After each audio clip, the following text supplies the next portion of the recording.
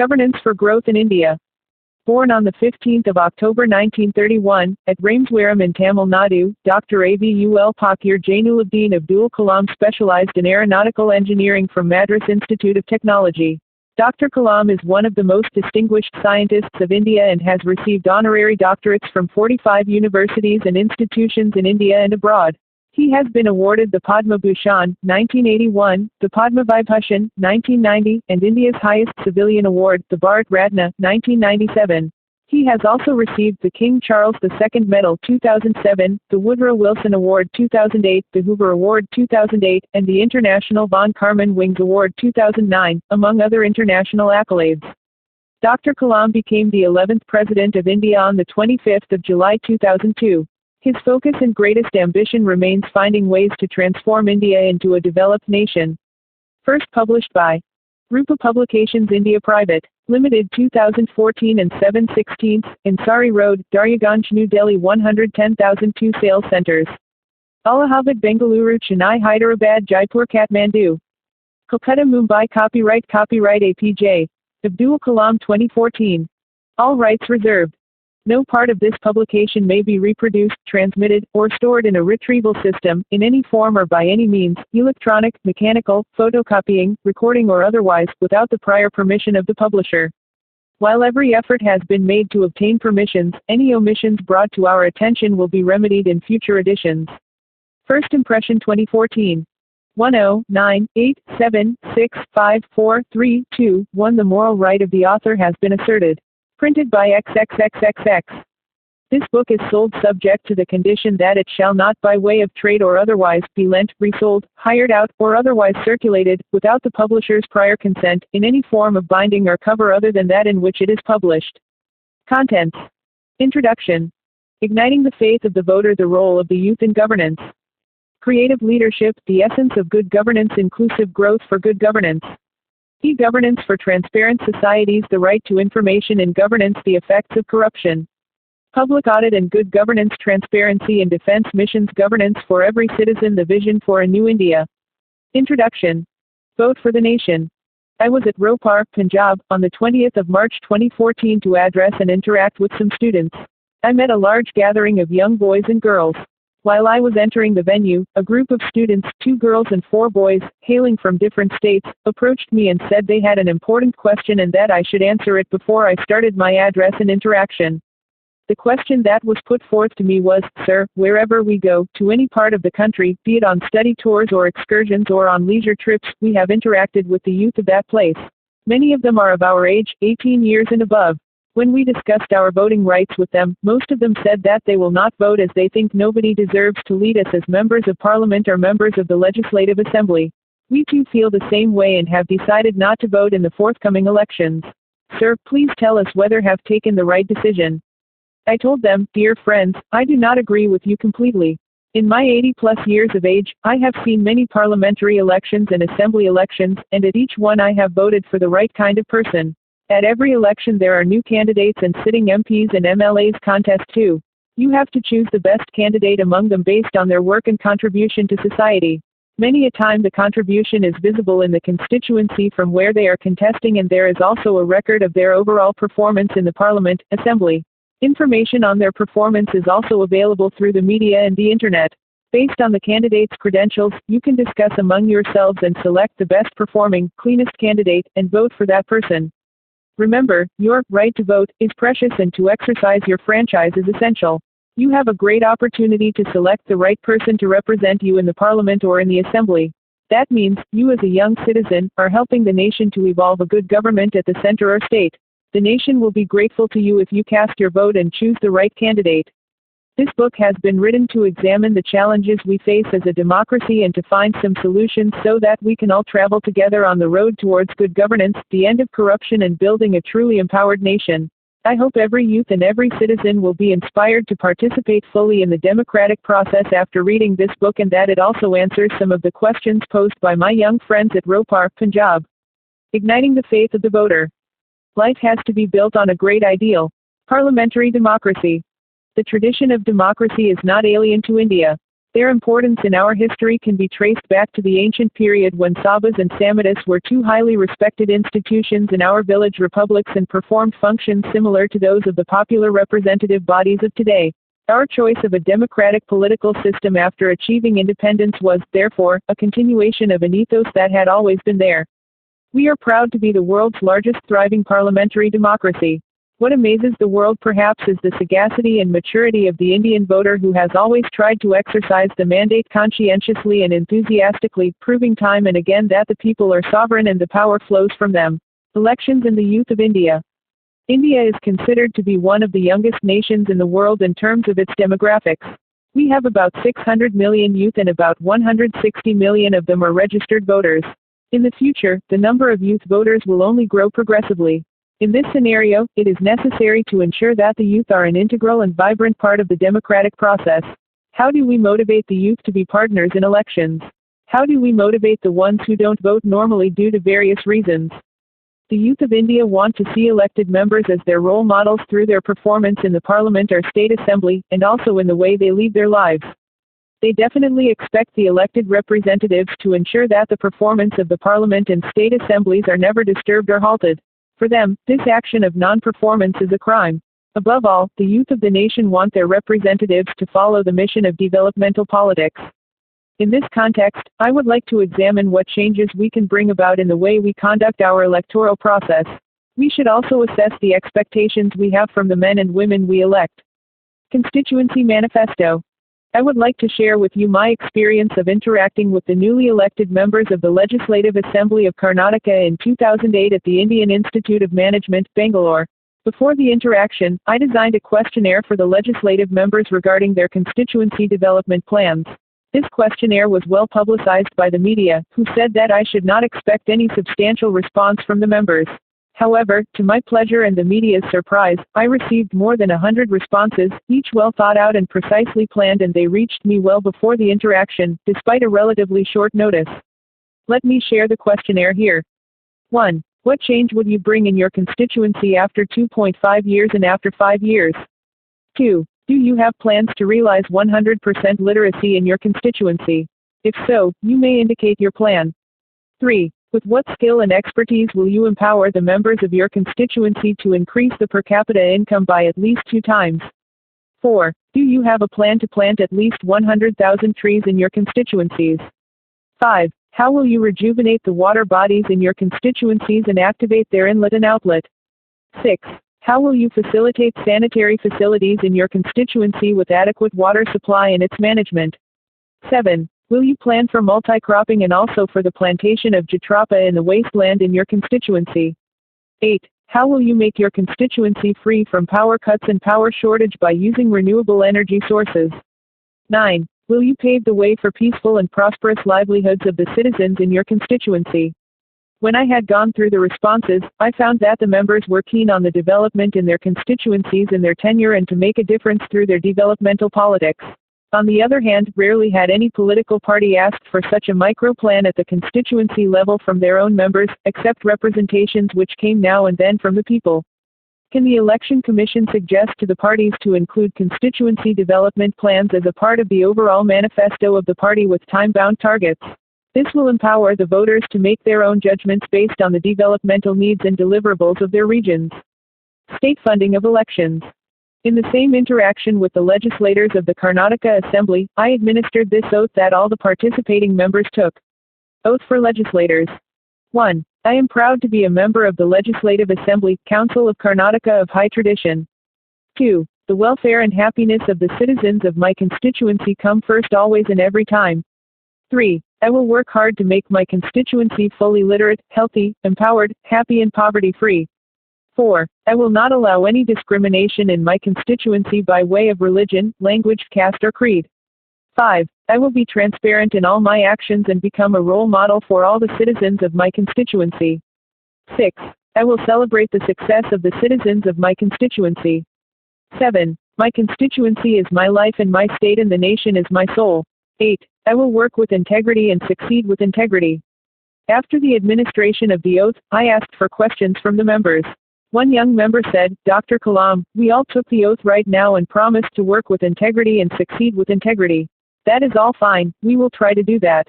But do you know how much I spent to become a legislative member? I didn't have an answer, so he continued, 80 lakh. He then asked me, how can I work with integrity and succeed with integrity? My only answer at that time to the question was that the state has to fund the election expenses of the candidates and the accounts should be scrutinized by the election commission.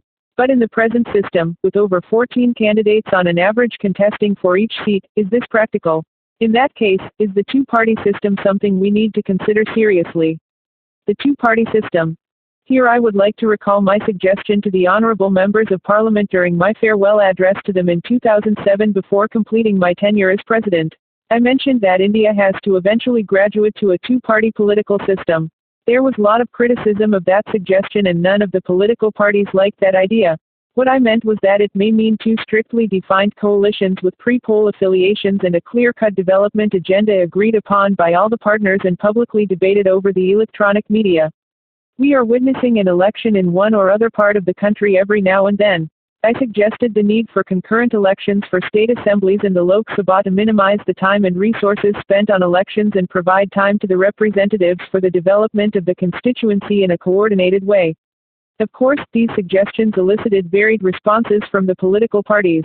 We need to further discuss and debate how we can evolve an election system which will bring about a stable government and which can fulfill the aspirations of the people and take the nation towards development. We also have to study and analyze the various forms of democratic election systems such as proportional representation so that people are enthused to participate in a big way to elect their representatives and recall their representatives when they don't perform to their expectations. Simplifying the voting process. With the rapid progress of information technology and communication infrastructure in the nation, it is time we look at how technology can be coupled with secure systems to simplify the voting process.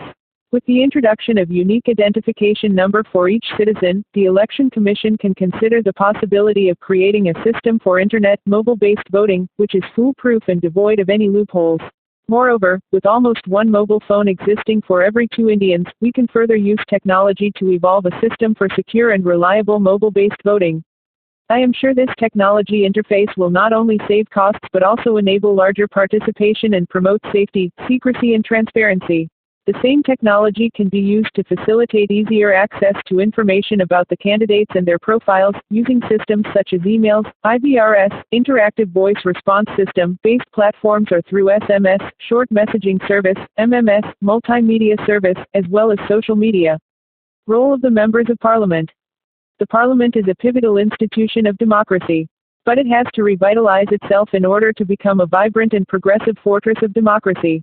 The parliamentarian's role, therefore, assumes tremendous significance, and it is essential that members of Parliament live up to the aspirations and ideals for which they have been elected. Our polling processes have been, sometimes, under severe strain with certain fatal incidents. The compulsions of incremental numbers and the alleged tradability of legislative seats won perhaps through means dubious and undemocratic, have many a time created doubts about our democratic system in the public eye.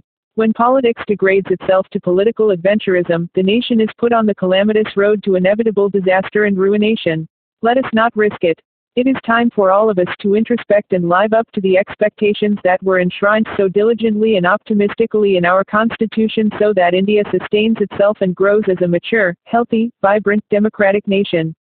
In every action of our members of Parliament, the 600 million youth in our country who are below 25 years of age should find inspiration, great leaders who can be their role models and who can bring a dynamic change in politics and fulfill the developmental missions.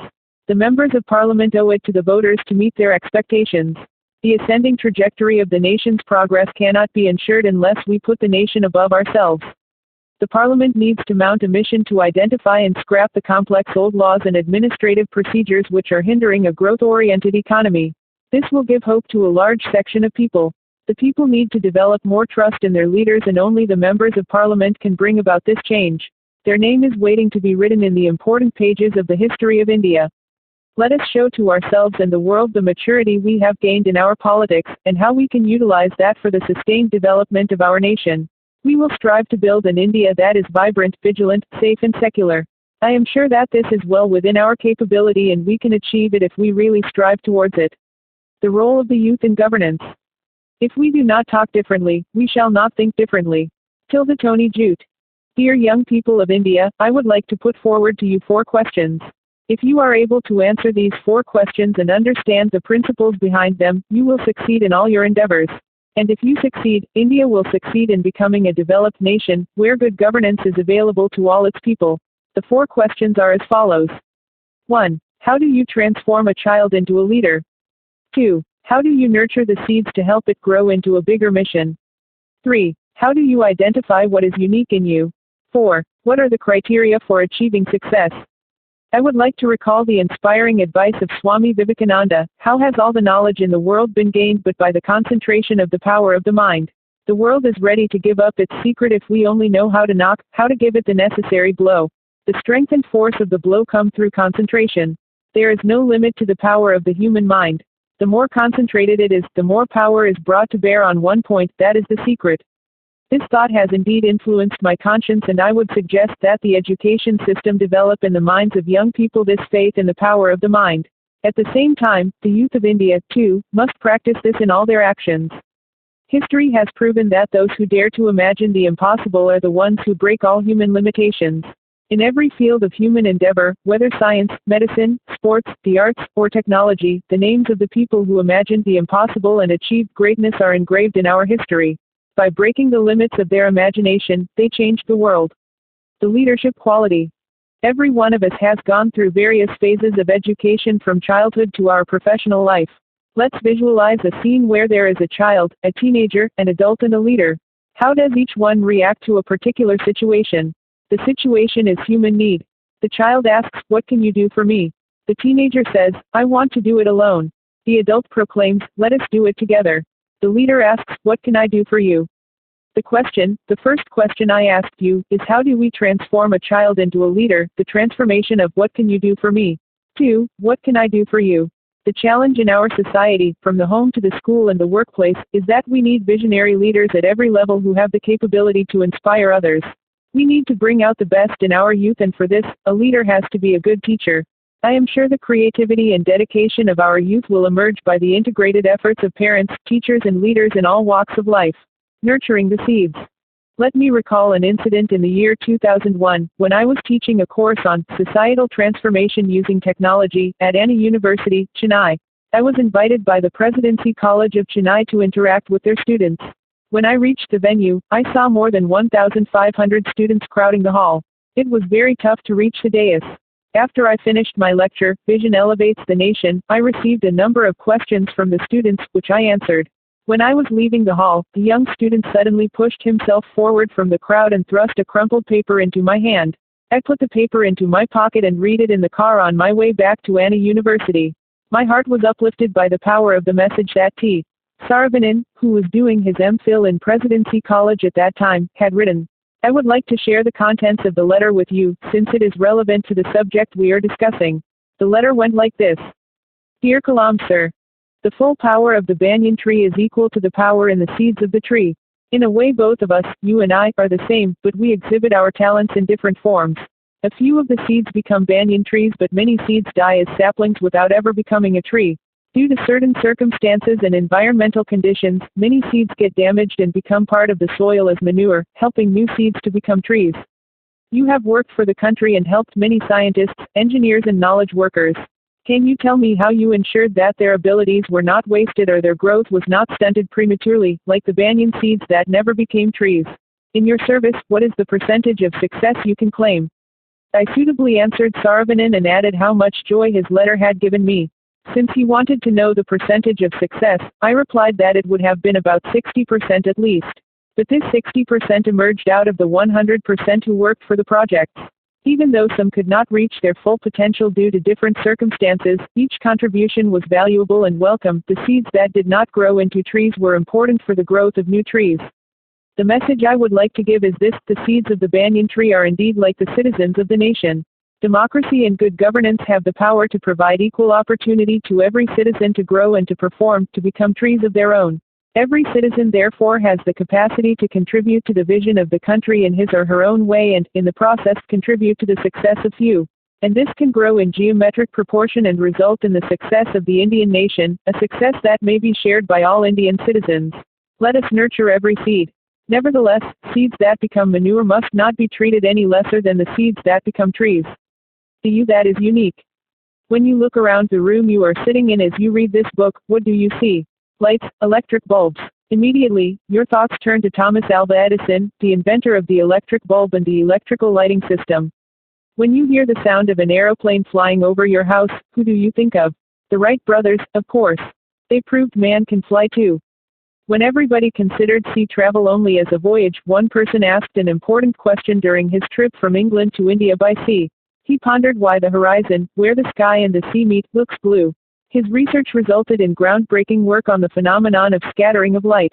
And for that, Sir C.V. Raman was awarded the Nobel Prize. Can you name an Indian mathematician who did not have formal higher education but had an inexhaustible spirit and love for mathematics that led him to contribute enormously to mathematical research? This mathematician was Srinivasa Ramanujan, for whom every number was a divine manifestation. He was a genius whose work captivated the heart of the most outstanding Cambridge mathematician, Professor G.H.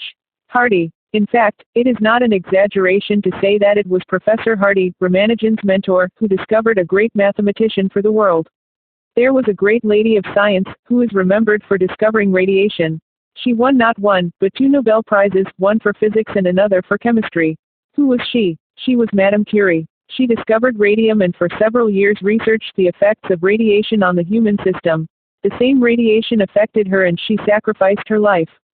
There was a great human being dedicated to the service of humanity and who was awarded Nobel Peace Prize. Her motto was, give, give and give, until it hurts. She was Mother Teresa. Why am I putting forth these examples? I have, so far, met 17 million youth in my travels across the country.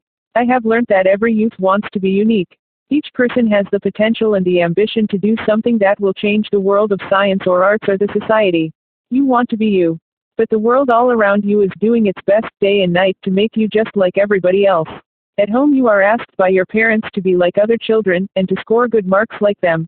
When you go to school, your teachers say that you must be at the top of the class. Wherever you go, people keep telling you that you have to be like somebody else. But dear young friends, how many of you would like to be uniquely you? Like the great people whose examples I gave earlier, and many others like them, the challenge is that you have to fight the hardest battle that any human being can ever fight, and never stop fighting until you arrive at your destination, which is to be your own person. How to achieve your potential? How can you achieve your ambitions and unlock your potential? There are 4 proven steps. Having an aim in life before you are 20 years of age, acquiring knowledge continuously. Working hard, with the aim to defeat any problem and to succeed, no matter what. Having enough willpower and confidence to achieve great deeds. In this connection, let me recall these verses of the 13th century Persian Sufi poet Jalaluddin Rumi. I am born with potential. I am born with goodness and trust. I am born with ideas and dreams. I am born with greatness. I am born with confidence. I am born with wings. So, I am not meant for crawling, I have wings, I will fly and fly. My message to my young friends is that education gives you the wings to fly. Achievement comes when your conscious and subconscious mind believes, I will win. Each one of you must have wings of fire. These wings will lead to knowledge which will, in turn, make you fly high, as a doctor, an engineer, a scientist, a teacher, a political leader, a bureaucrat, a diplomat or anything else you want to be. If each of you develops the attitude of what can I give, then the nation will be transformed. How can you do this?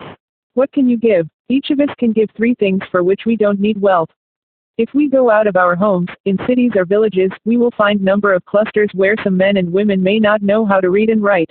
If each one of us take it as a mission to visit these homes and teach 10 people how to read and write in a period of 2 to 3 months, we will be giving back to society through the learning process. In our home or place of work, or in a park, we can plant 10 trees and nurture them.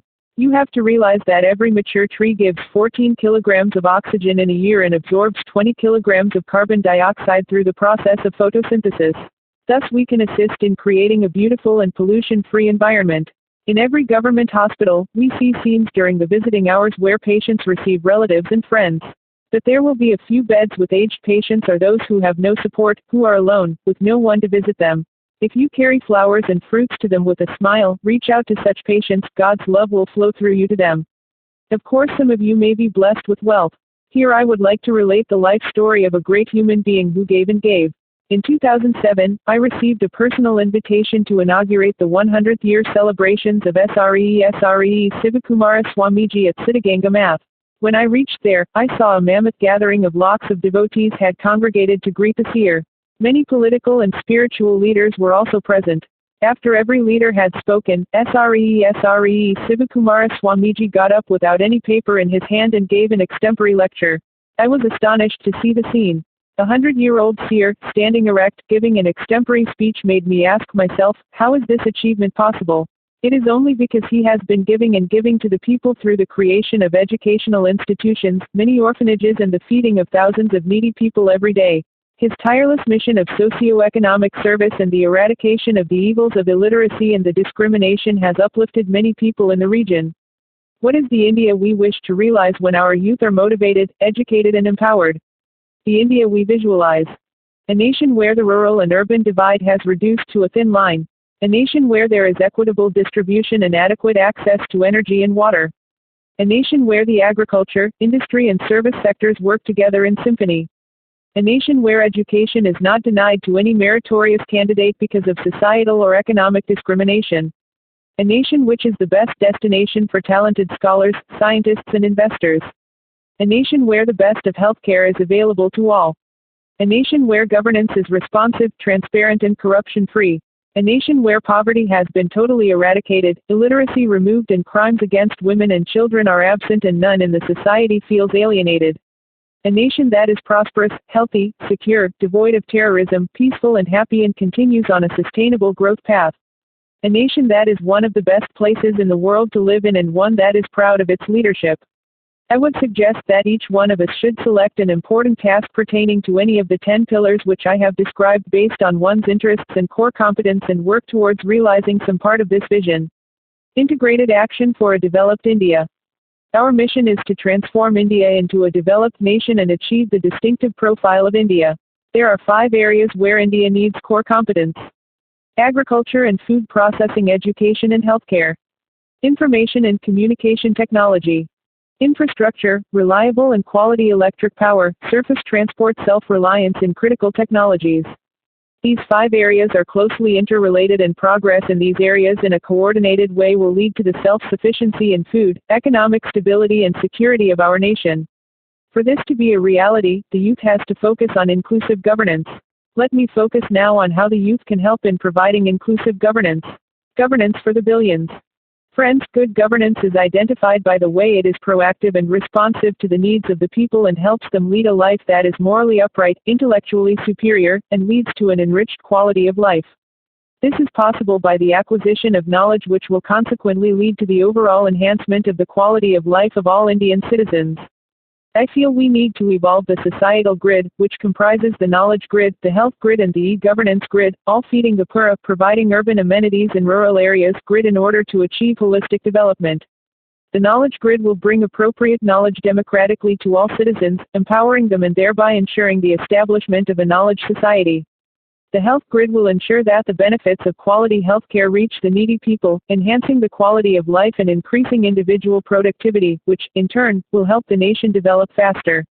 The e-governance grid will ensure transparency in government services, reaching all people uniformly, without any dilution of the quantum and the quality of services. If these grids help each other, then it will enhance the quality of services of the PURA grid, which connects 600,000 villages.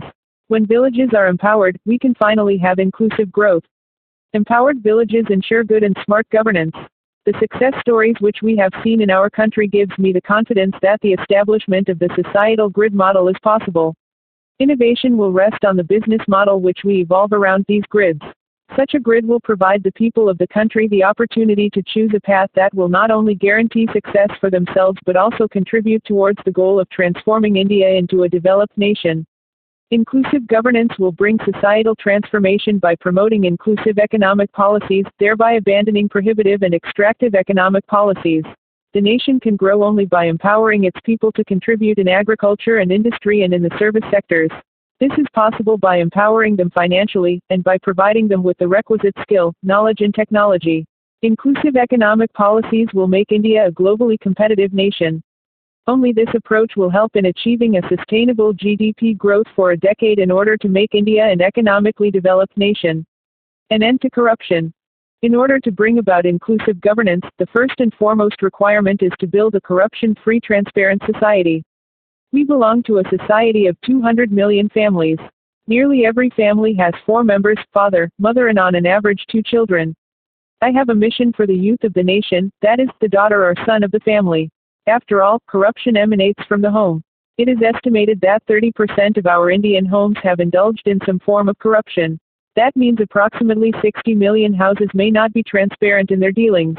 In such a scenario, while the children should appreciate their parents if they are fully transparent in all their dealings, in cases where they are not, they should have the courage to say no to such practices. My conscience says, compared to any law against corruption, this movement of the youth against corruption will be much more effective. How many of my friends will offer to become a participant of such a great mission of making the home transparent? If you make your home transparent, then you can certainly bring a transformation which ultimately leads to inclusive governance. Oath for the youth. I will have a goal and work hard to achieve that goal. I realize that thinking small is a crime. I will work with integrity and succeed with integrity. I will be a good member of my family, a good member of the society, a good member of the nation, and a good member of the world. I will always try to better someone's life without any discrimination of caste, creed, language, religion, or state. Wherever I am, the thought that will always come to my mind is, what can I give? I will always protect and enhance the dignity of every human life without any bias. I will always remember the importance of time. My motto will be, let not my winged days be spent in vain. I will always work for a clean planet and for clean energy. As a youth of my nation, I will work with courage to achieve success in all my tasks and enjoy the success of others. I am as young as my faith and as old as my doubt. Hence, I will light the lamp of faith in my heart. My national flag flies in my heart and I will bring glory to my nation. Creative leadership, the essence of good governance. Before you do anything, stop and recall the face of the poorest, most helpless, destitute person. You have seen and ask yourself, is what I am about to do going to help him? Till the Mahatma Gandhi leadership is the essence of good governance. What are the characteristics of good leadership? A leader should be ready to give to others rather than expect others to give him. A leader should be equipped to manage change. A leader should have nobility of heart. A leader should have vision and clear thinking, and the capacity to be a facilitator. How do we make the governance system of our country most effective in order to ensure the development of the nation and to sustain it as an economically developed, prosperous, happy and peaceful society? For that we need creative leadership in all segments of the governance of the nation. I have seen 3 national programs succeed with the help of creative and effective leadership despite several challenges: the Space Program of ISRO, Indian Space Research Organization, the Agni Program of DRDO, Defense Research and Development Organization, and PURA, providing urban amenities in rural areas. In all these areas, I have seen that a true leader needs to be passionate, with the ability to travel on uncharted territory and courage to take quick and effective decisions. A true leader also needs nobility and honesty of vision. Let me illustrate these characteristics through our national programs. Vision for self-sufficiency in food. The vision for India's Green Revolution was formed in the 1970s under the leadership of C. Subramaniam. With his visionary leadership, and with the scientific leadership of Nobel laureate Dr. Norman Borlaug and Dr. M.S. Swaminathan, and the active support of B. Sivaraman, Secretary Agriculture, in partnership with agricultural scientists and farmers, the team liberated India from the situation of what was called a ship-to-mouth existence. Through an effort of historical magnitude, India attained near self-sufficiency in food through the Seed to Grain mission. Because of the Green Revolution, the country is now able to produce over 236 million tons of food grain per year. Of course, farmers played a pivotal role in working alongside agricultural scientists to make this possible. Political and scientific leadership has been able to build capacity among our scientists, researchers and farmers, and so we are now taking up the mission of the second Green Revolution, which involves knowledge graduation from the characterization of soil to the matching of the seed with the composition of the fertilizer, effective water management and evolving pre-harvesting techniques for such conditions. Under this project, the domain of a farmer's work would enlarge from merely production of grains to food processing and marketing. The second Green Revolution will enable India to further increase its productivity in the agricultural sector. By 2020, India envisions the production of over 340 million tons of food grain in view of population growth and increased purchasing power.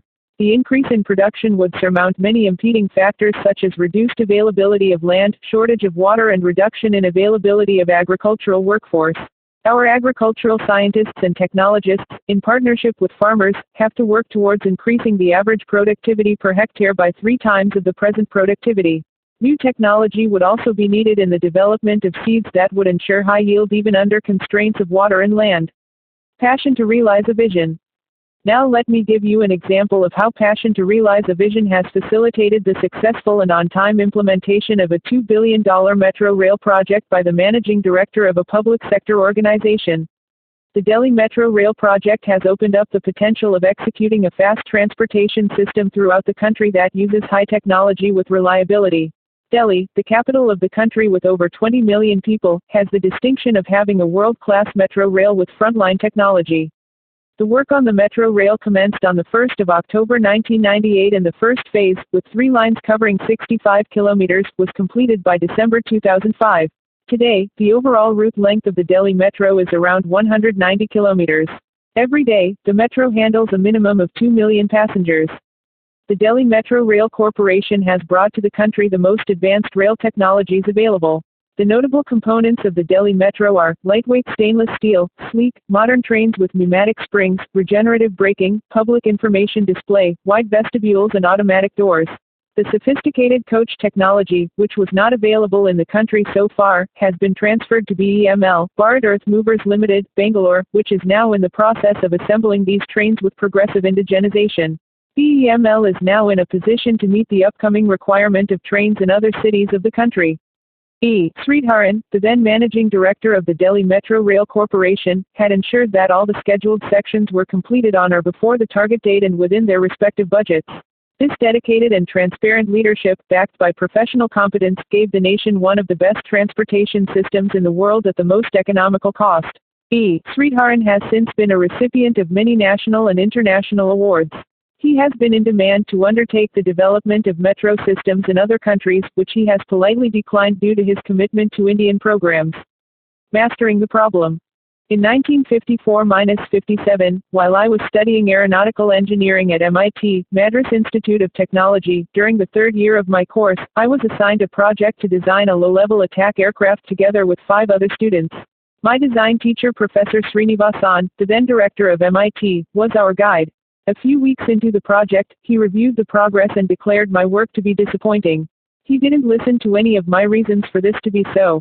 I asked for a month's time to complete the task, but Professor Srinivasan told me, "Young man, today is Friday afternoon.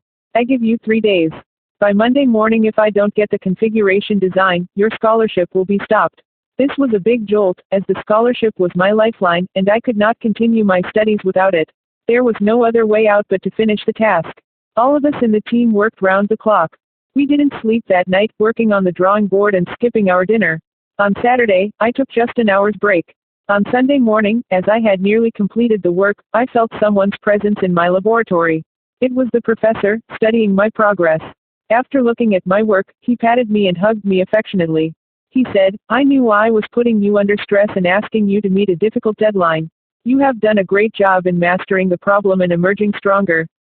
This experience made me understand the value of time and the ability to tackle a seemingly impossible problem by keeping a calm mind. Traveling the unexplored path. I was fortunate to work with Professor Vikram Sarabhai for 7 years. While working closely with him, I saw the dawn of the vision for the space program in a 1-page statement. Witnessing the evolution of this page, and to be a part of the team that worked ceaselessly for many years to realize this vision, have been a great learning experience for me.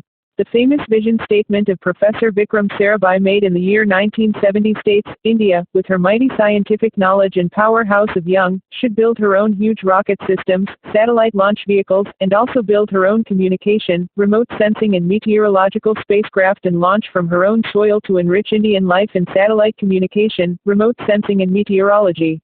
The projects selected in the space program are designed to meet the societal needs. If I look at the original vision statement today, I am overwhelmed to see the results of this statement.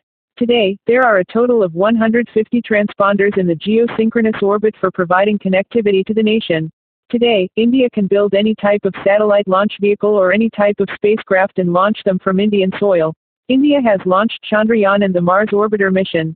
India has proved that through space science and technology, we can provide effective communication, resource mapping, disaster prediction and disaster management systems. Now, I would like to illustrate how Dr. Sarabhai could always travel the unexplored path. It was the early 1960s. The founder of the Indian Space Research Program, along with his team, had located a place technically most suited for space research after considering several alternatives. The place was called Thumba in Kerala, and it was selected as it was near the magnetic equator and therefore ideally suited for ionospheric and electrojet research in the upper atmosphere. The major challenge for Professor Sarabhai was to obtain permissions for the specific area. As was normal, he approached the Kerala government first. After the profiling of the land and the sea coast, the view was that thousands of fishing folk lived there, and the place had an ancient St. Mary Magdalene church, a bishop's house and a school, so it would be very difficult to give this land out to the team. But the administration was willing to provide the program land in an alternative area. The political system also opined that it would be a difficult situation, keeping in mind the existence of important institutions in that area and the welfare of the people who would have to be relocated in the process. However, it was suggested that Professor Sarabhai and his team approach the only person who could advise and help them, Rev. Father Peter Bernard Pereira, who was the bishop of the region. I still remember that Professor Sarabhai approached the bishop on a Saturday evening. The meeting between the two turned out to be historical. Many of us witnessed the event. The Rev. Father exclaimed, "Oh Vikram, you are asking for my children's abode, my abode and God's abode. How is that possible?" However, both of them had a unique quality: they could smile even in the most difficult of situations. Rev. Father Pereira asked Professor Sarabhai to come to church on Sunday morning at 9. When Professor Sarabhai went to the church with his team on Sunday, Father Pereira was reading from the Bible. After the prayers were over, the bishop invited Professor Sarabhai to come up to the front. He introduced him to the people. "Dear children, here is a scientist, Professor Vikram Sarabhai. What do the sciences do? All of us experience it firsthand. Everything is made possible through science, including the construction of this church, the lights in it, the mic, which makes it possible for me to talk to you. The diagnosis and treatment of patients by doctors comes through the medical sciences. Science through technology enhances the comfort and quality of human life. And what do I do, as a preacher? I pray for you, for your well-being, for your peace. In short, what Vikram is doing and what I am doing are the same thing. Both science and spirituality seek the Almighty's blessings for the prosperity of the human body and mind. Dear children, Professor Vikram says that he will build within a year, near the sea coast, alternative facilities to what we now have. Now, dear children, can we give your abode, can we give my abode, can we give God's abode for a great scientific mission?" For a moment, there was total silence. Then the entire congregation got up and said, "Amen," so loudly that the whole church reverberated. That was the church where we had our design center and where we started rocket assembly, and the bishop's house was our scientists' working place. Later, TERLS Thumba Equatorial Rocket Launching Station led to the establishment of the VSSC, Vikram Sarabhai Space Center, and this was later transformed into multiple space centers throughout the country. Now the old church has become an important center of learning, where thousands of people learn about the dynamic history of the space program of India. Of course, the Thumba citizens were provided with a place of worship, an educational center and other well-equipped facilities at an alternate place. When I think of this event, I can see how enlightened spiritual and scientific leaders can work together. Of course, the birth of TERLS and then the VSSC gave the country the capability to launch vehicles, spacecraft and space applications that have accelerated social and economic development in India to unprecedented levels. Today, Professor Vikram Sarabhai is not among us, neither is Rev. Father Peter Bernard Pereira, but those who are will be responsible for the creation of several other programs. They will become like the flowers described in the Bhagavad Gita. See the flower. How generously it distributes perfume and honey. It gives to all, gives freely of its love. When its work is done, it falls away quietly. Try to be like the flower, unassuming despite all its qualities.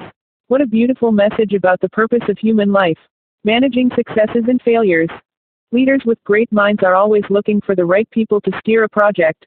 The right people are self-driven, self-motivated and have no need of constant monitoring. For innovation to flourish, we must respect zeal and sincerity, irrespective of age and experience. 3 decades ago, while I was working at ISRO, I had a learning experience that has stayed with me my entire life. I was given a task by Professor Satish Dhawan, then the chairman of ISRO, to develop the first satellite launch vehicle, SLV-3, to put the Rohini satellite in orbit. This was one of the largest high-technology space programs undertaken in 1973. The whole space technology community, men and women, were geared up for the task. Thousands of scientists, engineers and technicians worked relentlessly towards the realization of the first SLV-3 launch on the 10th of August 1979. SLV-3 took off in the early hours and the first stage worked beautifully.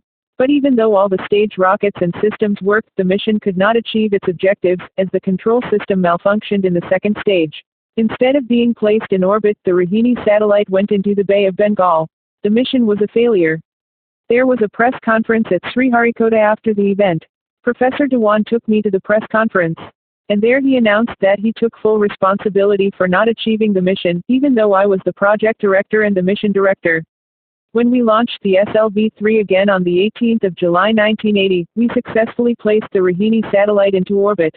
Again there was a press conference and this time, Professor Dewan put me in the front to share the success story with the press. What we learned from this event is that a true leader gives credit for success to those who worked for it, and takes responsibility for the failures of his team. That is true leadership. The scientific community in India has been fortunate to work with such leaders. This is an important lesson for all the young people who are aspiring to be tomorrow's leaders. The great lesson we learn here is that a leader in any field, political, administrative, scientific, education, industry, judiciary, or any other human activity, should have the capacity for creative leadership and the courage to take responsibility for failures and share successes with his team members. Courage to take decisions. I still remember an incident from May 1996. It was 9 o'clock at night when I got a call from the then Prime Minister P.V. Narasimha Rao's house saying that I should meet him immediately. I met him just 2 days before the announcement of the general election results. He told me, "Kalam, be ready with your team for the nuclear test. I am going to Tirupati. Wait for my authorization to go ahead with the test. The DRDO day teams must be ready for action." Of course, the election results that year were quite different from what he had anticipated. I was busy at the Chandapur missile range. I got a call saying that I must meet immediately with the Prime Minister-designate, A.P.J. Bihari Vajpayee, along with Narasimha Rao. I witnessed a unique situation. Shri Narasimha Rao, the outgoing Prime Minister, asked me to brief Vajpayee ji about the details of the nuclear program, so that a smooth takeover of such a very important program could take place. This incident reveals the maturity and professional excellence of a patriotic statesman who believed that the nation's cause was bigger than party politics. After taking over as Prime Minister in 1998, the first task Vajpayee ji gave me was to conduct the nuclear test at the earliest. Both these leaders had the courage to take difficult decisions boldly, even though the consequences of such a decision could have great national and international significance. Nobility in management. The next leader I would like to discuss is Professor Brahm Prakash. When I was the project director of the SLV-3 program, Professor Brahm Prakash was the director of the Vikram Sarabhai Space Center, VSSC, which integrated multiple institutions based on the advice of Professor Kamala Chowdhury, a management guru from the Indian Institute of Management. Professor Brahm Prakash took hundreds of decisions for the growth of space science and technology. One important decision, which I will always remember, was that once a program such as the SLV-3 was sanctioned, the multiple laboratories of the VSSC as well as the multiple centers of ISRO, including the Space Department, would work to realize the stated goals of the program as a team. Particularly during 1973-1980, there was a tremendous financial crunch and there were competing requirements from many small projects. He effectively converged all scientific and technological work to be focused towards SLV-3 and its satellite. When I say that Professor Brahm Prakash is famous for the evolution of management with nobility, I would like to give a few instances. He enabled the evolution of a comprehensive management plan for the SLV-3 program towards the mission of putting the Rohini satellite in orbit for the first time. After my task team prepared the SLV-3 management plan, he arranged nearly 15 brainstorming meetings of the SSC, Space Scientific Committee, over a period of 3 months. After discussion and approval, this management plan was signed by Professor Brahm Prakash and it became the guiding spirit and the working document for the whole organization. This was also when the national vision on space was getting converted into mission mode programs. During the evolution of the management plan, I could see how multiple views had emerged and how many people were afraid of losing their individuality to the main mission, thereby leading to much debate and anger at the meetings. I remember how Professor Brahm Prakash presided over these meetings, with a radiant smile on his face. The anger, fear and prejudice all eventually disappeared in the presence of his thinking. Today, the space program, launch vehicle, spacecraft, scientific experiments and launch missions all take place in the centers of ISRO in a cohesive and cooperative manner. I learned the hard way from him that before starting any program, it is essential to have the project management plan, with the details of how to steer the project through different phases and how to foresee possible critical paths and possible solutions, keeping time, performance and schedule as key factors. Working with integrity and succeeding with integrity. In November 2011, I was at Jorat, Assam, to address the World Tea Science Congress. The evening I reached, I addressed the administrative and police officers of Jorat and Dibrugarh district in a session organized by R.C. Jain, District Magistrate, Jorat. There I administered an oath to the participants: I will work with integrity and succeed with integrity. The decibel level was very high when they said, work with integrity, but it went down when they were repeating, succeed with integrity. The next day, I was at the World Tea Science Congress in the presence of the Chief Minister of Assam and the Jorat administrative team. There I saw a beautiful sight. The chairman of the tea board, MGVK. Banu, an IAS officer, who was giving the introductory speech to the participants of the Congress said, yesterday, Dr. Kalam administered an oath to all the IAS and IPS officers, including myself. I would like to assure you, Dr. Kalam, that I have worked with integrity and succeeded with integrity for the past 24 years as an IAS officer in different parts of the state and the center. Now I am with the tea board. I have also served as secretary to the CM of Assam. I would like to assure Dr. Kalam that I have tried to maintain moral uprightness in all my tasks. Mr. Banu also mentioned that he had been thinking about what he should be remembered for, and he wanted to make India the largest producer and exporter of tea in the world. If every functionary of the government of India has such vision and mission, I am confident that we will transform into a developed nation well before 2020. So far, I have discussed the unique dimensions of creative leadership for governance. Here, let me recall a profound statement by Maharishi Patanjali. When you are inspired by some great purpose, some extraordinary project, all your thoughts break their bounds. Your mind transcends limitations, your consciousness expands in every direction, and you find yourself in a new, great and wonderful world. Dormant forces, faculties and talents come alive, and you discover yourself to be a greater person by far than you ever dreamt yourself to be. National development and creative leadership. These are the connections between creative leadership and how it can bring about national development. A nation's economic development is powered by competitiveness. Competitiveness is powered by knowledge. Knowledge is powered by technology and innovation. Technology and innovation are powered by resource investment. Resource investment is powered by return on investment. Return on investment is powered by revenue. Revenue is powered by volume and repeat sales. Volume and repeat sales are powered by customer loyalty. Customer loyalty is powered by the quality and value of products. Quality and value of products is powered by employee productivity and innovation. Employee productivity is powered by employee loyalty. Employee loyalty is powered by employee satisfaction. Employee satisfaction is powered by the working environment. Working environment is powered by management innovation. Management innovation is powered by creative leadership. For success in all national missions, it is essential to have creative leaders. Creative leadership involves exercising the vision to change the traditional role from the commander to the coach, manager to mentor, from director to delegator, and from one who demands respect to one who facilitates self-respect. For enhancing enterprise value, we need a large number of creative leaders. Vision for the nation and governance. When India transforms into an economically developed nation, our citizens can live in a green, clean environment without pollution, have prosperity and peace. I am sure that the qualities of creative leadership discussed here will lay the foundations for the transformation of India. Inclusive growth for good governance. Right to aspire for dignity and distinction is the prerogative of every citizen in a democracy. Gaps in our growth. I feel that the core competence of our nation is its ability to manage a multilingual, multi-religious and multicultural society of over 1 billion people within a democratic setup. In the last 64 years, we have demonstrated our strengths as the largest democracy in the world. Of course, we have several areas we need to improve upon in order to achieve our goal of a developed India by the year 2020. We are a country of diversity. We have some of the richest people in the world on one hand and 270 million people living below the poverty line on the other. We have realized the Mars orbiter mission on one hand, but on the other, we are yet to make everyone literate in our country. We have had outstanding Indian women showcasing their capabilities in many fields around the world, while at the same time, violence against women in our country continues to grow. We have several hundred aeroplanes ferrying millions across metropolitan cities. At the same time, we still have villages that are yet to be connected by roads. So the priority of our country should be inclusive growth and how to bring it about. For realizing this, we have to strengthen the multiple organs of governance. Our legislature, our executive, our judiciary, and our media should be transformed. In my view, the fundamental building block in this whole process is the enlightened human being. He or she could be a people's representative, an administrator, a judge, a media person, or one belonging to any other profession. But what do I mean by the term, enlightened human being? Let me start with some recent experiences to illustrate this. Traits of an enlightened human being. Good governance is, in the end, carried out by individuals and teams. The quality of people who provide governance decides the success or failure of schemes. Good people lead to positive results in governance.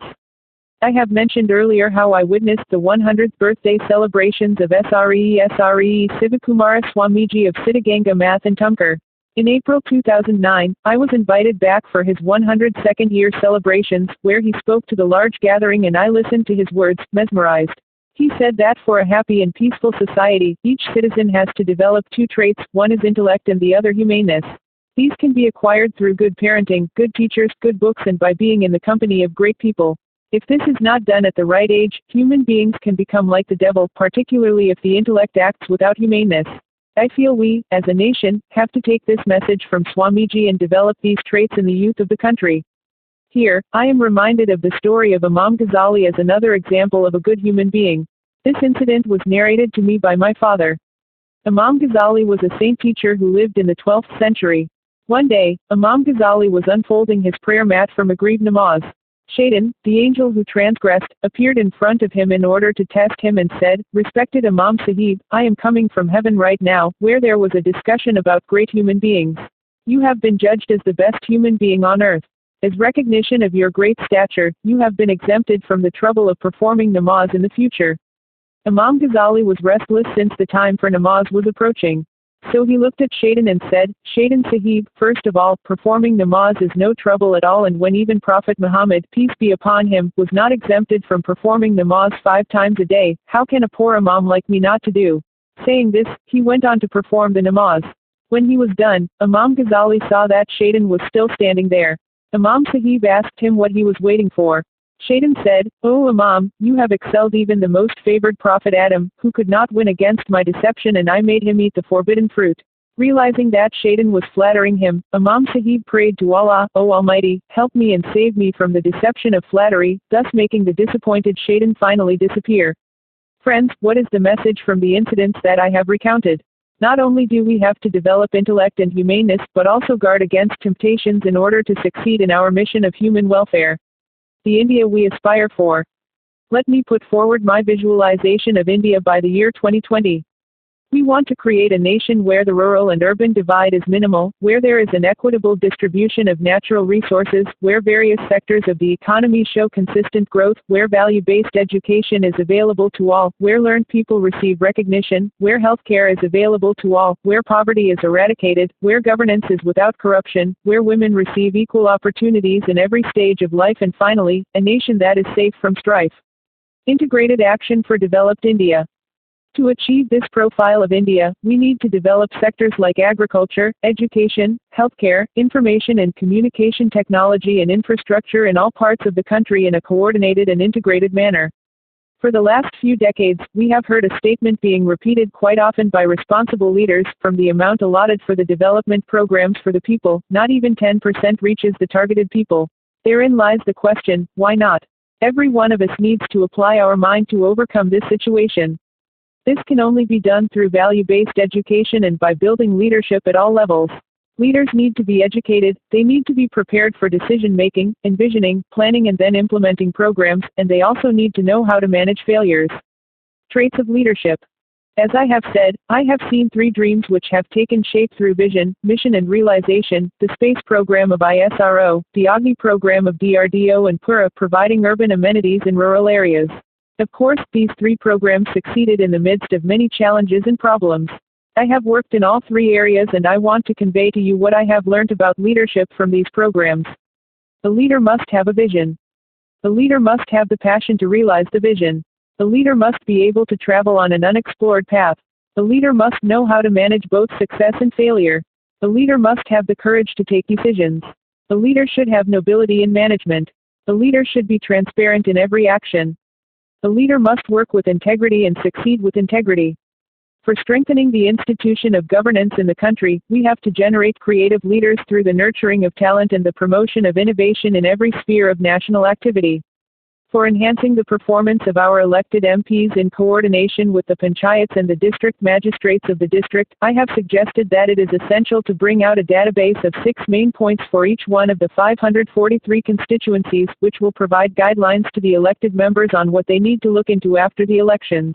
Members of various political parties and the media can generate the data in a month's time. The district magistrates, in fact, should have enough powers of execution so that they can function as CEOs of the districts, assuming responsibilities and delivering good governance to the people as his or her core job description. Constituency database. The present per capita income of all the citizens, data on the literacy level of the people. Data on all the water bodies and their status with respect to desilting and interconnection of inlets and outlets. The core competence and resources of the villages, which will enable the taking up of rural development projects and provide value-added employment to all the citizens of the villages. The present IMR, infant mortality rate, and MMR, maternal mortality rate, of all villages. The availability of safe drinking water and electricity to all families in the villages. This database could become the basis for planning and action of all the developmental tasks of the district, as soon as the MPs are elected with a 5-year target in front of them. The types of performance that I have suggested are: improving the per capita income of the constituency by 3 times, increasing literacy by at least 20% with respect to the male and 30% with respect to the female population, making all the water bodies desilted and interconnected, reducing the IMR and MMR to less than 10 per 1,000, generating value-added employment opportunities to all rural citizens, provision of safe drinking water, electricity for every home, rule of law. All of us, irrespective of the segment of the system to which we belong, have to regulate ourselves by a code of behavior as ordained by the Constitution, tacitly or otherwise. Freedom available to a segment, who are elected by a majority of the voting citizens, is to be used for the formulation of wholesome legalistic stipulations within the framework of the Constitution for common good and not for imprudent enactments that have only transient appeal to one particular section or another. Likewise, discreetness is a virtue to be cultivated and exercised. Actions once taken cannot be undone. If one of the organs of the system arranges a midnight rendezvous compromising the rule of law by entering into concessions without laws, it is not exactly getting swathed in glory. The rule of law is compromised and the whole system receives a body blow. Independence of jurisdiction does not mean license to override good sense.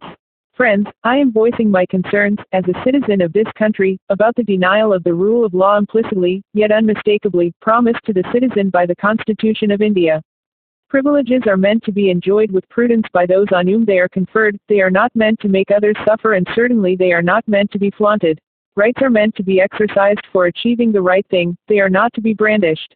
Politeness and moderation are virtues to be cultivated, and self-restraint by each of the organs of the system, coupled with respect for others, should be consciously remembered and conscientiously followed with unflinching loyalty, sincerity and honesty.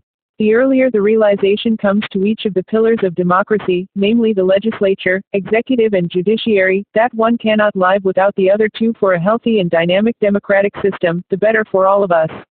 We should strive to see real democracy blossom forth into a system that allows free flow of the citizens' genuine aspirations. The system should facilitate every individual to not only express but also develop themselves further without treading on one another's feet. Such realization would automatically lead to self-discipline, and that would be the best prescription for a healthy and resurgent democratic system. Indian democracy faces many challenges, but we need to see these challenges as great opportunities. Our successful experiments to improve the condition of 1/6 of the world's population will provide lessons for the entire humanity. E-governance for transparent societies. Connectivity empowers. Good governance is being recognized as an important goal by countries across the world. Several nations have taken up specific initiatives for open government. Freedom of information is being redefined and supported by detailed guidelines. In this context, the Internet revolution has proved to be a powerful tool for good governance initiatives. The Internet enables the availability of services anytime, anywhere, a real possibility. Along with this, there is also a conscious effort to put the citizen as the point of focus in governance. Citizens are being perceived as customers and clients, and delivery of services to citizens is now being considered as a primary function of the government. In a democratic nation of over 1 billion people such as India, e-governance will enable seamless access to information and, in a federal setup such as ours, ensure the flow of information from the state to the center and vice versa. Trust and confidence in governance. As a function of governance, the government needs to provide multiple facilities and services to its people. These services also require to be constantly upgraded with the use of technology for fulfilling the changing needs and aspirations of the people. The government budgets and expends a large amount of funds for fulfilling this goal. In its 5-year plans, it allocates 1 million crore for national development. The money for this work comes from the people, through taxes, to be spent for the benefit of all people, particularly the needy. However, when it comes to the benefits reaching the common man, the value of the services that reaches the citizen is much below expectations. This happens in all service sectors, namely education, healthcare, sanitation, water, power, infrastructure, telecommunication, as well as in many other areas of importance such as the seeking of loans from the banks for agriculture and small-scale industries. Citizens even have to struggle for the timely payment for certain services and sometimes have to adopt wrong means for making the payment. The government is responsible for the betterment of the lives of the people by enacting appropriate policies and laws and by facilitating societal transformation. The success of the policies the government enacts varies with the management style adopted by it. Our people have shown enormous resilience and have achieved phenomenal success when provided with an environment of trust and confidence. Whenever there has been a program run on mission mode through a specially conceived management structure, we have seen very satisfactory results, whether in governmental or quasi-governmental or private sectors. The concept of e-governance. I visualize e-governance as this: a transparent, smart system of governance with seamless access and secure and authentic flow of information that crosses interdepartmental barriers and provides fair and unbiased service to the citizens.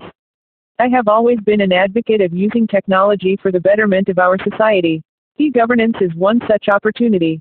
But I would like all of you to remember that technology is a double-edged sword. If we don't have an implementation plan from concept to completion, technology becomes expensive and we are not able to properly reap the benefits. Hence, it is essential for the nation to implement the e-governance process fast. While doing this, we must also have a quantitative measure of the impact of e-governance on our society. Every year, we must be able to measure the number of people who have been touched by the benefits of e-governance. Benefits of computerization. Perhaps many of my younger readers do not even remember the manner in which we had to make train, bus and air ticket reservations a few decades ago. We had to stand in long queues a couple of months before the date of travel for train tickets, or visit the airline office and bus stations. Now, with the advent of internet and mobile-based reservation systems, we are able to get this work done with minimum wastage of time. Transactions are clean and hassle-free, and we can do this while on the move as well. Similarly, the benefits of internet-based payment of telephone and electricity bills implemented by many telephone and electricity boards have led to ease for customers. Our Votus cards are now made available to us by applying through forms that can be downloaded from the Election Commission's websites and by following the instructions available on the site. All of these are examples of ways in which people are not only able to complete the tasks with ease, but do so without involving middlemen and thus reducing the avenues for harassment and corruption. Transparency in e-governance. Today's information technology and communication systems have ended all concerns of time and distance. There is a new paradigm in this system of democratization of information, one where information can be accessed at any time from anywhere in the world. India needs to transform into a transparent society, and for that, it is essential that government functions which have public interface or interactions, especially where the state and central functionaries have to provide correct information, be done through the tools of information technology and communication. This means that software has to be written to codify the rules and procedures of government functions, which the public can then access. Then only can we provide equal access to all, and even exceptions to the rules can be made in a transparent manner. Since India's core competence is in information technology and communication, transparency in administration and management through e-commerce and e-business, leading to e-governance, is definitely possible. Actions have to be initiated in mission mode. An appropriate legal system should also be in place to validate such modes of interactions. Some visible good governance practices. Now I would like to discuss some of the visible practices of good and transparent governance as practiced by the 3 pillars of our democracy. Legislative system. The passing of the Right to Education Act 2009, the Right to Information Act 2005, and the National Rural Employment Guarantee Act 2005 are some examples of the effective functioning of the legislative system. These acts are structured to fulfill a part of the aspirations of our citizens. Executive system. Some of the key accomplishments of the executive system have been the time-bound realization of the metro railway system in Delhi, the successful, though partial, implementation of e-governance models in certain states, bringing about substantial transparency in the system, a working model of the railway reservation system, the virtual university initiatives of the three 150-year-old universities of the country, namely Madras, Calcutta and Mumbai, and the healthcare services provided through the Yashaswini scheme. Innovative monitoring systems for electrical energy generation and distribution, leading to the reduction of losses and pilferage, have made a few state electricity boards profitable institutions. Judicial system. Delay in justice also adds to corruption. I am extremely happy to see our judicial system has risen to take on this challenge well. I was also very happy to see certain cases where justice was administered speedily. These are good models to emulate for a speedy justice delivery system. However, there are millions of cases pending in different courts for justice. An e-governance judicial system should enable categorization and priority allocation for the speedy disposal of cases. The judgments of the Supreme Court and some high courts are now available on the Internet. This step has considerably relieved the agony of the litigants and also enables others to use these judgments in their areas of interest. This is a giant step towards transparency. It is essential that all other courts in the country also follow this model. They need to be facilitated by the law ministry, the state governments and the higher judiciary in these endeavors. In addition to this, landmark directions from the Supreme Court on the use of CNG and the interlinking of rivers will also have a large impact on the welfare of the society. Litigation-free villages. I would like to recall one of my experiences when I was in Chitrakoot, Madhya Pradesh, some years ago. I met a great man, of whom many of you might have heard about. He is the famous 90-year-old social activist, Drive Nanaji Deshmukh. He was instrumental in making 80 villages litigation-free through the Dry Deen Dayal Research Institute. This was a successful experiment for resolving disputes within families and within villages. Nanaji said he aimed to create a beautiful society, an empowered society and, above all, a society with moral values. So it is possible to create a corruption-free society by enlisting good human beings and spreading the message of their success. Some national challenges. One of our nation's biggest challenges is the upliftment of the 270 million people who are below the poverty line. They need housing, food, healthcare, and they need education and employment, which will enable them to lead a good life. Our GDP is oscillating between 4–6% per annum, whereas economists suggest that to uplift the people below poverty line, our economy has to grow at the rate of 10% per annum consistently for over a decade. Integrated action for development. To meet the needs of over 1 billion people, our primary mission should be to transform India into a developed nation. There are 5 areas where India has core competencies for integrated action. 1. Agriculture and food processing. 2. Reliable and quality electric power, surface transport and infrastructure for all parts of the country. 3. Education and healthcare. 4. Information and communication technology. 5. Strategic sectors. These 5 areas are closely interrelated and, when effectively addressed, would lead to food, economic, energy and national security. To implement programs in an integrated way as well as in a time-bound and cost-effective fashion in order to provide necessary services to the citizens equitably and with ease, it is essential that we use the technology available to us today and work out a comprehensive e-governance system for all government-to-government and government-to-citizens transactions. No country has so far implemented an e-governance system for over 1 billion people. Therefore, it is a big challenge for us. The ideal scenario. As an example of the use of technology in the democratic process, I visualize an election scenario where a candidate files his nomination from a particular constituency. Immediately, the election officer verifies the authenticity from the National Citizen ID database through a multi-purpose citizen ID card. The candidate's civic consciousness and citizenship behavior can also be accessed through the police crime record. The property records come from the Land Registration Authority across the country. Income and wealth resources come from the Income Tax Department, as well as other sources. The person's education credentials come from his university records. The track record of employment comes from various employers with whom he has worked. The credit history comes from various credit institutions like banks. The person's legal track records come from the judicial system. All the details arrive at the computer terminal of the election officer within a few minutes through the e-governance software, which would track various state and central government web services directories through the network and collect the information quickly and automatically and present facts in real time without any bias. An artificial intelligence software would analyze the candidate's credentials and give a rating on how successful that person would be as a politician. The election officer can then make an informed choice and start the electoral processes. Is this a dream? Is this possible? If possible, by when can we implement it? Can we provide good governance to over 1 billion people? Can e-governance speed up the delivery system? Can e-governance differentiate between genuine transactions and spurious transactions? Can e-governance ensure immediate action for genuine cases and stop action on spurious transactions? Can this be done by e-governance at a cost affordable by our nation? Challenges of e-governance. I will now try to seek an answer for the questions I asked by asking another set of questions. Do we have the framework required for e-governance? Do we have a national citizen database that will be the primary source of information for all governance across state and central governments? Do we have standards for the exchange of secure information with non-repudiation across state and central government departments seamlessly? Do we have a secure delivery framework, that is, a virtual private network that connects state and central government departments across the country? Do we have data centers in central and state governments to handle the departmental workflow automation, collaboration, interaction, and the exchange of information with authentication? Should our administrative systems be empowered and reformed so that they can accelerate decision-making processes? When will the entire administrative body be able to contribute more towards national development rather than entangling itself in bureaucratic processes?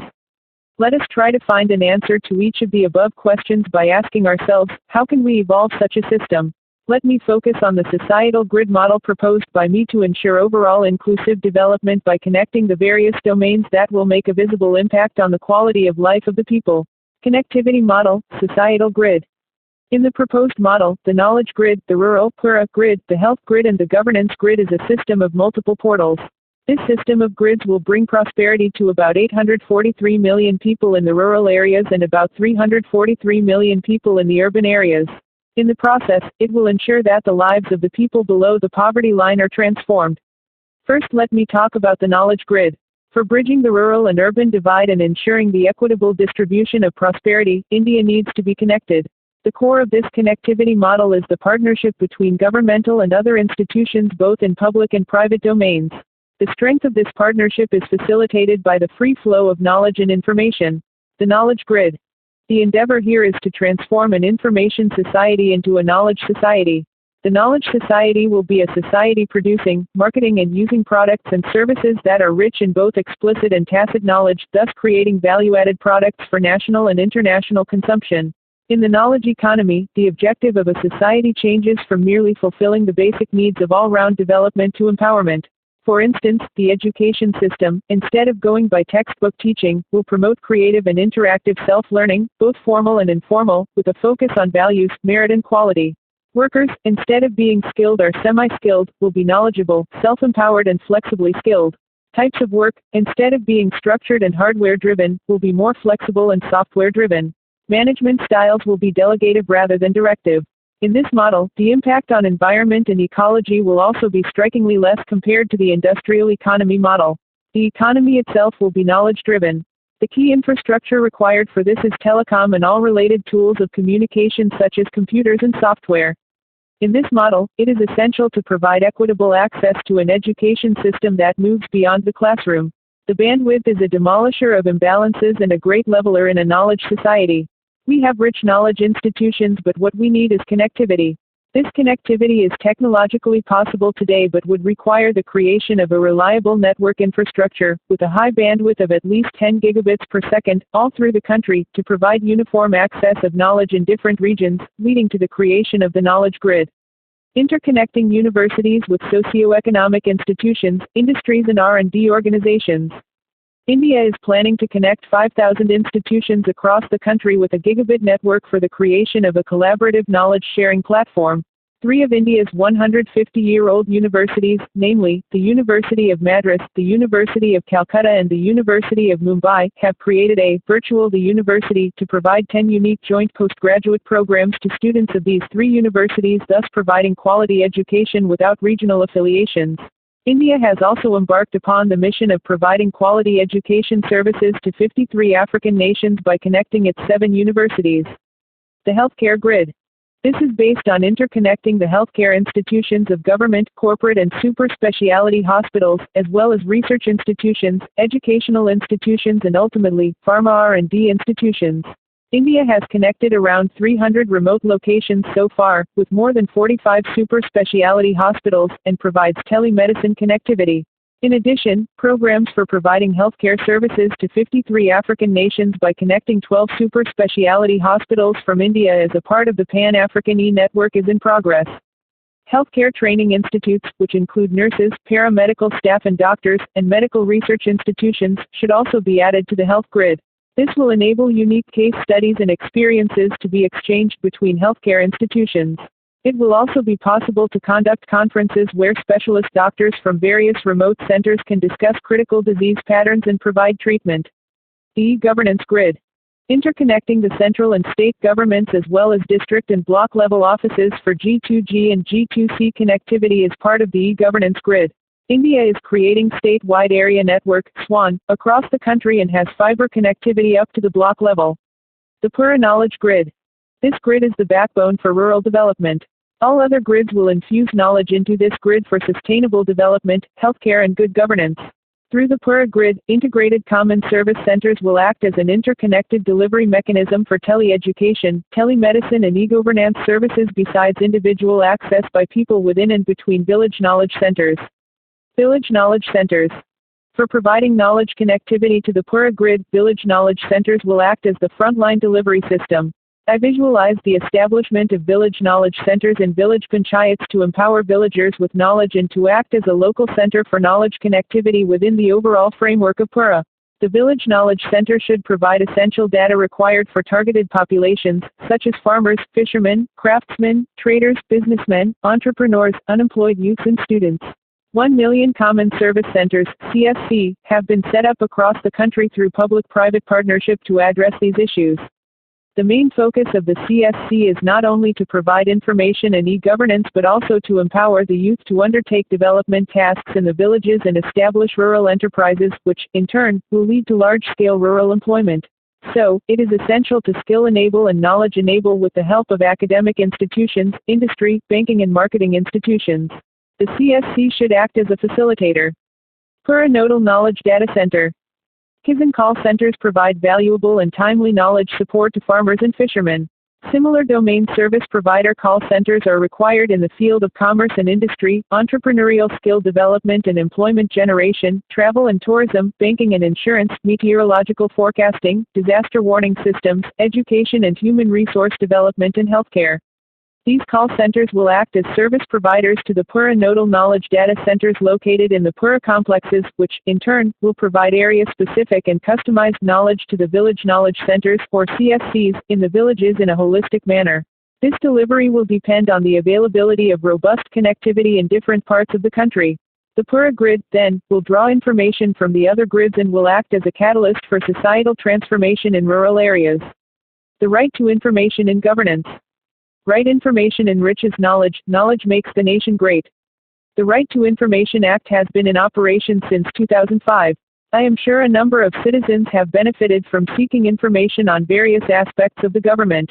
Sometimes, the information sought leads to suggestions for improving the functioning of certain institutions, provided the information has been sought properly and the provided information has been understood by the receiver. However, to derive maximum benefit from this act, active participation of all stakeholders, political leaders, people in the civil services and the media, societal transformers and citizens, is required. This will also make India a highly participative democracy. The country is also poised to implement e-governance at all levels, which, like the RTI, will bring further transparency in the processes of governance. How do we provide good governance to over 1 billion people? Can e-governance speed up the delivery of the results of sound policy to the people? E-governance and access to information are a means to an end. We need enlightened citizens to realize the full benefits of the governance systems because, ultimately, it is the people who uphold ethics, morality and righteousness. National E-Governance Program and RTI.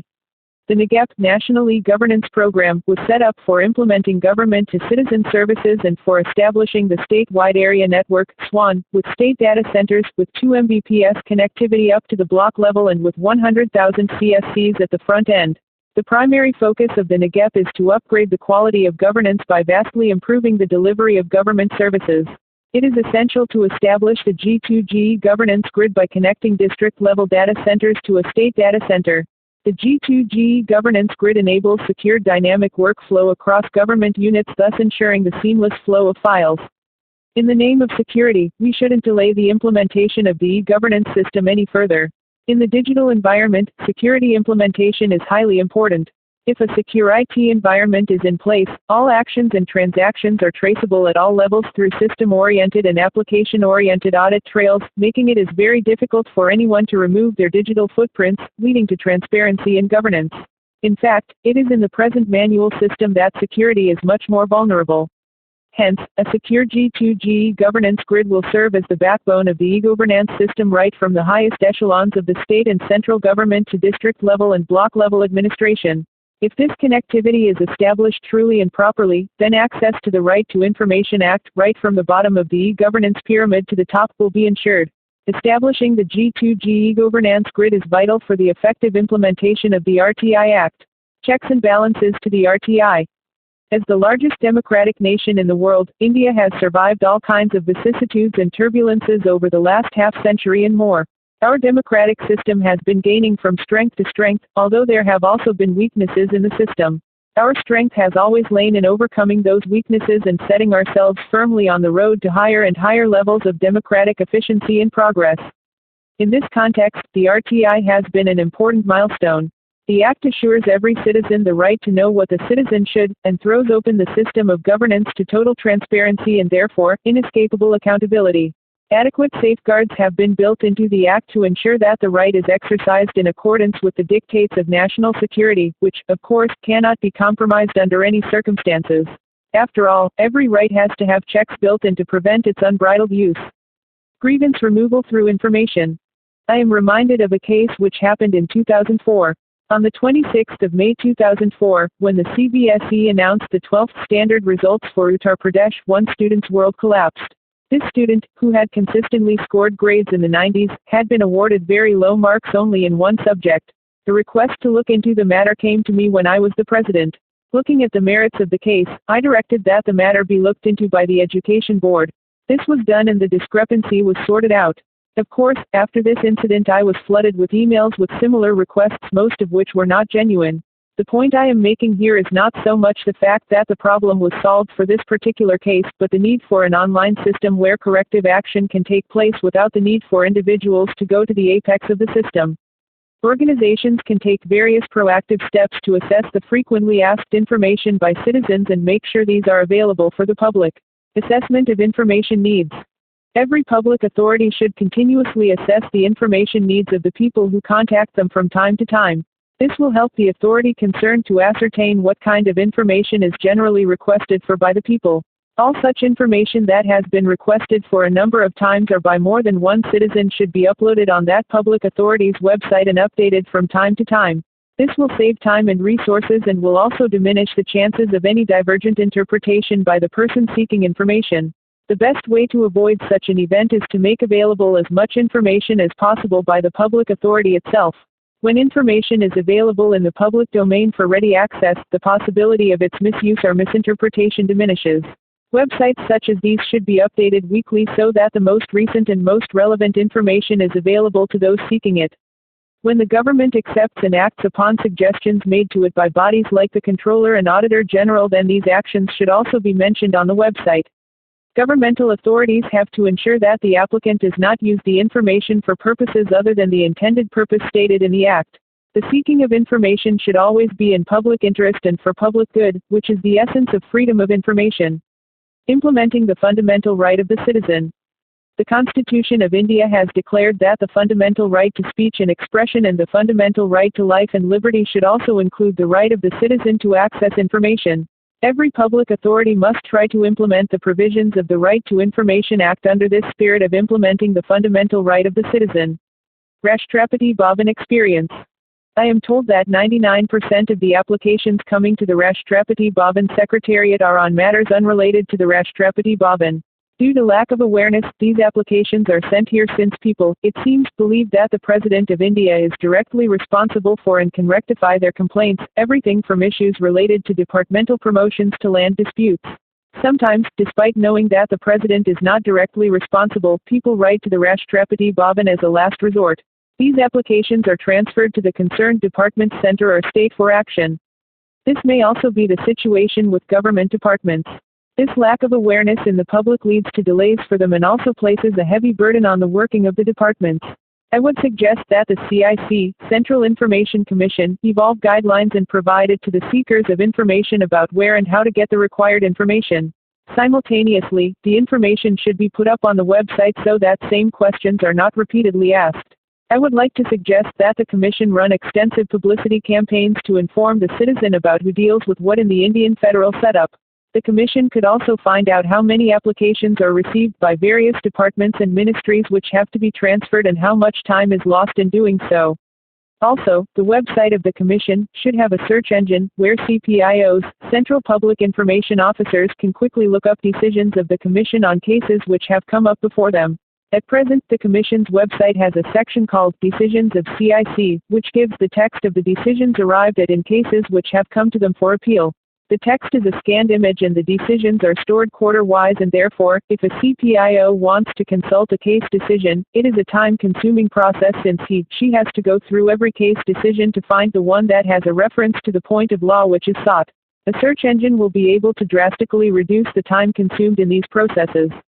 Transparency is the basis of good governance, and a clean conscience is the basis of transparency. Once the conscience is clear, there can be no difficulty in making one's actions an open book. Similarly, in a government, making information available to all the stakeholders of the system is not only commendable but essential for the better functioning of the state. The effects of corruption. Righteousness in the heart leads to order in the nation. Certain experiences in governance. It is well known that in government schemes and welfare projects, sometimes there is fictitious reporting or the full money allotted is shown as spent and claims of objectives being fully met are not backed up by proper evidence to corroborate the claims. Thus we can see that in the absence of a non-transparent system, a well-intentioned program fails to produce the desired results. This clearly shows the effect of corruption on governance and the failure of our system to protect the human rights of citizens. The next area I would like to touch upon is the corruption level as reported in different states based on certain studies. The levels vary from one state to next and the reasons for this should be established. Can it be due to political awareness? Can it be due to better human development index? Can it be due to an alert media? Can it be due to women's empowerment? It may be useful to study these aspects and assess the possible reasons, so that they can be emulated by other states. Identifying the heroes. In any village or panchayat or district, we will always find at least a few corruption-free good human beings. We may even find pockets of corruption-free societies. If these can be identified and celebrated, we can create a nearly corruption-free state. The real-world examples of corruption-free individuals and groups and societies must be discussed publicly, so that they can become examples to be followed in the country. A nation can be corruption-free only when its states are corruption-free. A state can be corruption-free only if its districts are corruption-free. A district can be corruption-free only if its panchayats are corruption-free. A panchayat can be corruption-free only if the people are corruption-free, and people can be corruption-free only if they have imbibed these values from their childhood. Certain experiences in societal life. The creation of a corruption-free society depends heavily on the environment at home, the school, the society and the government, besides on the individual. Let me discuss the various components of this complex fabric. Corruption-free society starts at home. On the 21st of November 2005, I visited Adichanchanagiri Math to attend a function of the Foundation for Unity of Religions and Enlightened Citizenship. There, I interacted with over 54,000 students of various schools and colleges of Karnataka. There, a 10th standard student, M. Bhavani, studying at Adichanchanagiri Composite High School, Shimoga, asked me the following question: "Sir, I would like to be a citizen of a corruption-free nation. Please tell me, as a student, how can I contribute?" The agony of a young mind is reflected in this question. For me, it was an important question, since it came from a young person. As I thought about what answer I could give her, my thoughts were as follows.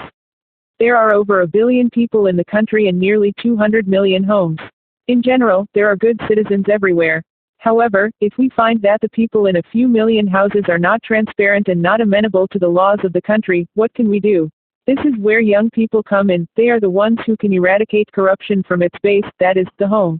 If the parents in these houses are deviating from the honest path, then the children need to guide their parents or their elders onto the right path with love, affection and encouragement. I told all the children assembled at that gathering that in case their parents were deviating from the path of transparency and honesty, they needed to speak up and boldly take their parents to task, reminding them that they taught their children right from wrong, and were, therefore, setting a bad example. Most of the children spontaneously responded, "We will do it." Similarly, I have also told parents the same thing in another meeting. Initially there was silence, but later, many of them hesitantly agreed that they would abide by the children's suggestion since it was driven by love. They took an oath in front of me. It was, "I will lead an honest life free from all corruption and will set an example for others to adopt a transparent way of life." Finally, I told the students that they should start a movement against corruption that begins at their home. I am confident that children can reform their families. The mission of the teacher. School is the next important environment where character is shaped. The prime learning period for children is between 5 to 17 years of age. Through the learning years, the student spends approximately 25,000 hours at the school campus.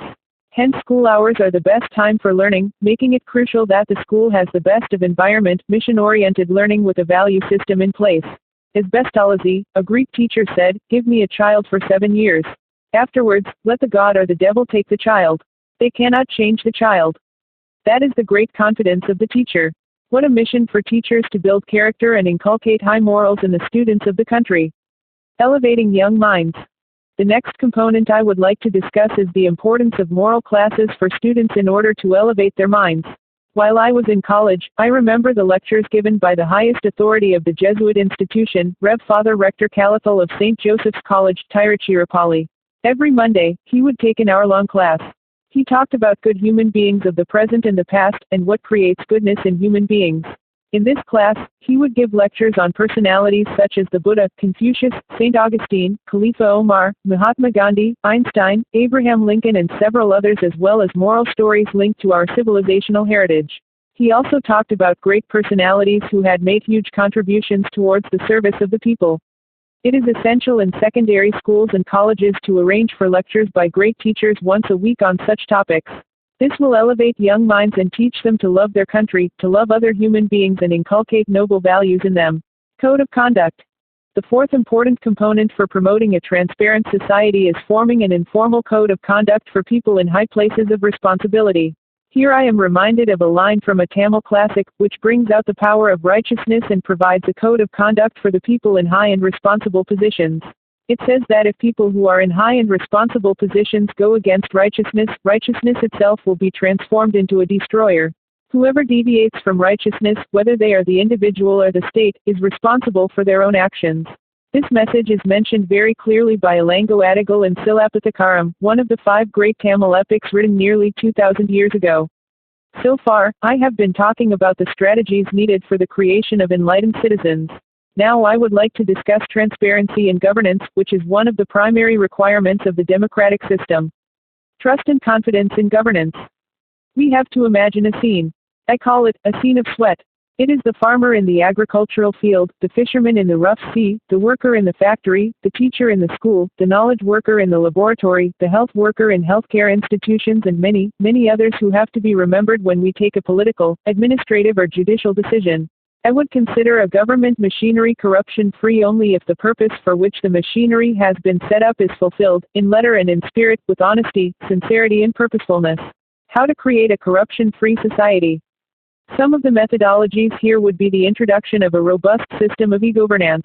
I have discussed this in detail in my essay, E-Governance for Transparency. E-governance has already shown its impact in our legislative, executive and judicial systems. In the legislative system, the Right to Education Act 2009, the Right to Information Act 2005, and the National Rural Employment Guarantee Act 2005 are some of the recent examples of the effective functioning of the legislative system. In the executive system, we have implemented partial e-governance in certain states, including a working railway reservation system, and the creation of a virtual university through the combined efforts of 3 universities of the country. In the judiciary, implementation of e-governance has led to the speedy resolution of several cases. The The judgments of the Supreme Court and some high courts are now available on the Internet. A corruption-free society is not merely a dream, it is entirely achievable. All we need is the role of the enlightened citizen in the creation of a method of governance that promotes transparency and honesty for the better functioning of democracy. Conscience is the light of the soul. It raises its voice in protest whenever anything that is contrary to truth and righteousness is thought of or done. Conscience is a form of truth that has been transferred through our genetic stock in the form of knowledge of our own acts and feelings as right or wrong. Only a virtuous and courageous person can use the instrument of conscience, and that person alone can clearly hear the inner voice of the soul. In a wicked person, this faculty is dead. The sensitive nature of the conscience gets destroyed by sin or corruption, and the person is unable to discriminate right from wrong. Those who are leading organizations, business enterprises, institutions, and governments should develop this virtue, the ability to use their own conscience. In this connection, I would like to recall a hymn that I heard at a spiritual center. Where there is righteousness in the heart, there is beauty in the character. When there is beauty in the character, there is harmony in the home. When there is harmony in the home, there is order in the nation. When there is order in the nation, there is peace in the world. It reflects the beautiful connectivity between heart, character, home, nation, and the world. In a society, we need to build righteousness among all its constituents. For the society as a whole to be righteous, we need to inculcate values of righteousness in the family, in education, service, career, business and industry, civil administration, politics, government, law and order, and righteousness and justice. Public audit and good governance. While addressing an annual convention of Auditors General, I had spoken about the need for timely feedback from auditors on government projects. This results in transparency as well as smooth running of any mission. Importance of public audits. The CAG, Controller and Auditor General, has been continuously improving the audit system, and they have brought in the concept of the performance audit, which has added value to our system. The study of the significance of developmental programs, the pointing out of deviation, the investigation of their causes, and the suggestion of better practices have improved the performance of certain systems. Today, the audit goes beyond mere economic aspects and evaluates the efficiency and effectiveness of government programs. Also, since 2000, the CAG has reached out to major development initiatives of the government in areas of health, education, urban employment generation, rural employment generation, food security, basic infrastructure creation, and accelerated irrigation benefit programs. Thus, I can see the audit becoming a partner in national development. I am aware that whenever an audit report is done, which is then transformed into an audit para and then a few result in oral evidence by the PAC Public Accounts Committee, a lot of hue and cry emanates about all the details not having been looked at. Sometimes it is due to political motivations. That is why I normally suggest that there should be system audit and not a part audit. A certain amount of criticism will always be there when problems in the organization are pointed out. But if the conclusions are built on sound arguments through established facts, and the results are going to assist the organization, the auditors should remain undeterred. Closed-loop guidance and control. Let me give you an event-based experience of the missile program, which has some similarity to the mission of the CAG. When I see the audit and corrective action needed in the financial management field, I am reminded of technical events taking place in sequence in the case of a flight trajectory.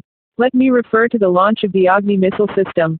It is a controlled and guided flight from the time of launch till it reaches the target at long range. At the time of launch T-0, the automatic launch control system gives the takeoff signal after testing about 600 parameters in a few seconds. If all the parameters are within the specified error band, the computer gives a go-ahead signal and the missile takes off. The missile has an onboard computer that carries the specified trajectory, which is to be followed by the missile from the time it takes off till it reaches the impact point. Any deviation from the trajectory is detected and quantified by the computer and fed continuously to the control system of the missile. The control system operates the fast reaction thrusters in all the three axes of flight and corrects the deviation and brings the missile to the required trajectory in real time. If the corrective action is not done in real time, the missile will not reach the target and the mission will be a failure. Guidance and control from its onboard computer acts as the brain of the missile. During the flight of the missile, the computer is responsible for guiding the missile to the target to meet the mission requirements and succeed. From this guided missile flight example, I would like to share the following experiences. 1. It is necessary for the guidance and control system to monitor the deviation continuously on all the three axes and guide the missile to fly towards the target. The missile control system provides continuous feedback to the missile. This example reveals that the missile successfully reaches the target in partnership with the guidance and control system, which is able to foresee the deviation and provide continuous correction. If the correction is provided after the event is over, you can see that the mission will not succeed. Similarly, if the auditors audit after the event is over or the mission is completed, they will see many deviations which will all be too late to correct. I am sure you can realize the importance of providing online corrections to any deviation. 2. In the development of the missile, 3,000 engineers and staff work in the field of propulsion, aerodynamics, structures, guidance and control, instrumentation and flight simulation. The success of the flight comes from the system design, system integration, configuration management and system management. A dominant group called the Quality Assurance and Quality Control Group constantly works with the missile team to find the deviations of various subsystems and systems online, from design to development completion, so that the integrated missile performs to the mission specifications reliably. This is equivalent to a system audit being carried out by the CAG. Agricultural Mission Model. I would like to illustrate how the CAG can become a partner in a mission right from the commencement of the project. Let us take the second Green Revolution as a mission by the Agriculture Ministry as a model. The Agriculture Ministry has a target of producing around 340 million tons of food grain by the year 2020 despite reduced land, reduced availability of water and reduced human resources. Now let us identify the stakeholders. The stakeholders are farmers, agricultural scientists, meteorologists, agricultural planners, seed banks, water and irrigation system managers, organic and inorganic fertilizer manufacturers, chemical and biopesticide manufacturers, farm equipment lending agencies, cooperative banking systems and financial institutions, warehouses and godowns, procurement agencies, distribution systems and the coordinating ministries from the central and state governments. The success of the mission is totally dependent on the synchronized integrated action between all the stakeholders and on integrated planning, funding, scheduling and proper execution. Let me explain the various phases of this mission. 1. For enabling optimum production of food grains from the available land in different regions, the first requirement is the availability of good soil. Once the characteristic of the soil of a particular region is known, the seed for a particular grain and fertilizers can be matched to the soil. The first phase of the process would need identification of the land and the type of seed which can be grown on the land, as well as assessing the availability of water. 2. The second phase involves the preparation of the land and the use of fertilizers, leading to seeding and plantation. In this phase, the essential requirements are availability of right quality seed at the right place, availability of farm equipment, availability of fertilizers, availability of funds through agricultural cooperative banks, proper training to the farmers and transportation system for movement of resources to the desired locations. How do we ensure this? The availability of these resources from the multiple stakeholders of the project is the corrective action for the success of the mission. 3. The third phase involves weeding, the application of pesticides, timely irrigation and the provision of supplementary nutrients for ensuring the healthy growth of the plant. This is totally under the control of the farmer, who works upon advice received from the agricultural scientists. The availability of inputs such as water and pesticides, as well as knowledge inputs are to be ensured in this phase. 4. The fourth phase involves harvesting, movement, storage, timely price fixation, procurement and distribution. In this phase, we have to ensure that the produce is not affected by moisture and rain. Adequate storage facilities need to be available near the villages, in the form of small silos, medium silos and big silos. A good transportation system is also required for moving the crops to the market. At this stage, agricultural waste also needs to be converted into products and sold. The procurement price and processes need streamlining at the right time to ensure that the farmer gets the right revenue for his produce. If there is surplus production, food processing agencies are required to convert the surplus into marketable product by value addition without allowing it to perish. All these four phases require the fixing of targets, schedules and resource management plans and their proper implementation. In these phases, many of the actions are government-driven, such as providing credit to cooperative banks and societies, the provision of adequate quantity of fertilizers for distribution and marketing and the supervision of the quality of seeds, so that adulterated seeds are not deployed. The government, through meteorological research data, has to also announce the period when the monsoon sets in, since it has a direct bearing on the seeding time and timely seeding is essential for ensuring good productivity. This is the open-loop system, with stakeholders from different organizations and different motivations. Successful realization of yearly targets for meeting agricultural goals before 2020 will need coordinated functioning of all the phases of the process. The CAG normally carries out reviews after the task is completed. I would like the CAG to consider when it can enter the system, so that they can make effective contributions to the agricultural mission. Proactive auditing and process control. Now I would like to discuss the future challenges of the CAG. Auditing, to the common public, always seems like a mechanism for exposing irregularities. But can auditors be like partners in a partnership firm? I am sure this is possible since both the executives and the auditors are working towards a common cause, i.e., the delivery of good governance to citizens. Transparency is the key to good governance. In the world of computers, software developers use process control mechanism, which ensures that the software developed is nearly bug-free so that the programmer is prevented from making mistakes. The CAG can perform the same role by developing process controls, guidelines and checks for auditing in the IT environment, so that irregularities will not enter into the financial management of the government and public sector institutions. Partners in e-governance. The application of ICT, information communication technology, into the audit system should enable the auditors to ensure that the process control mechanism is built into the auditing system. This system would ensure the performance metrics of various domains, such as strategic planning, project management, operational management, risk management practices, business continuity planning, quality of services delivered, customer satisfaction, etc. If the auditors associate themselves with the executives in their e-governance or IT-related programs, it would also provide credibility and assurance to the stakeholders, in our case, the citizens of the country, about value for money. The CAG team will also be assured of the security within the system, the compliance with standards, the existence of proper process control and integrity in the output. E-governance grid for auditing. The CAG can think of establishing a secure CAG e-governance grid through broadband network with central and state governments and public sector institutions.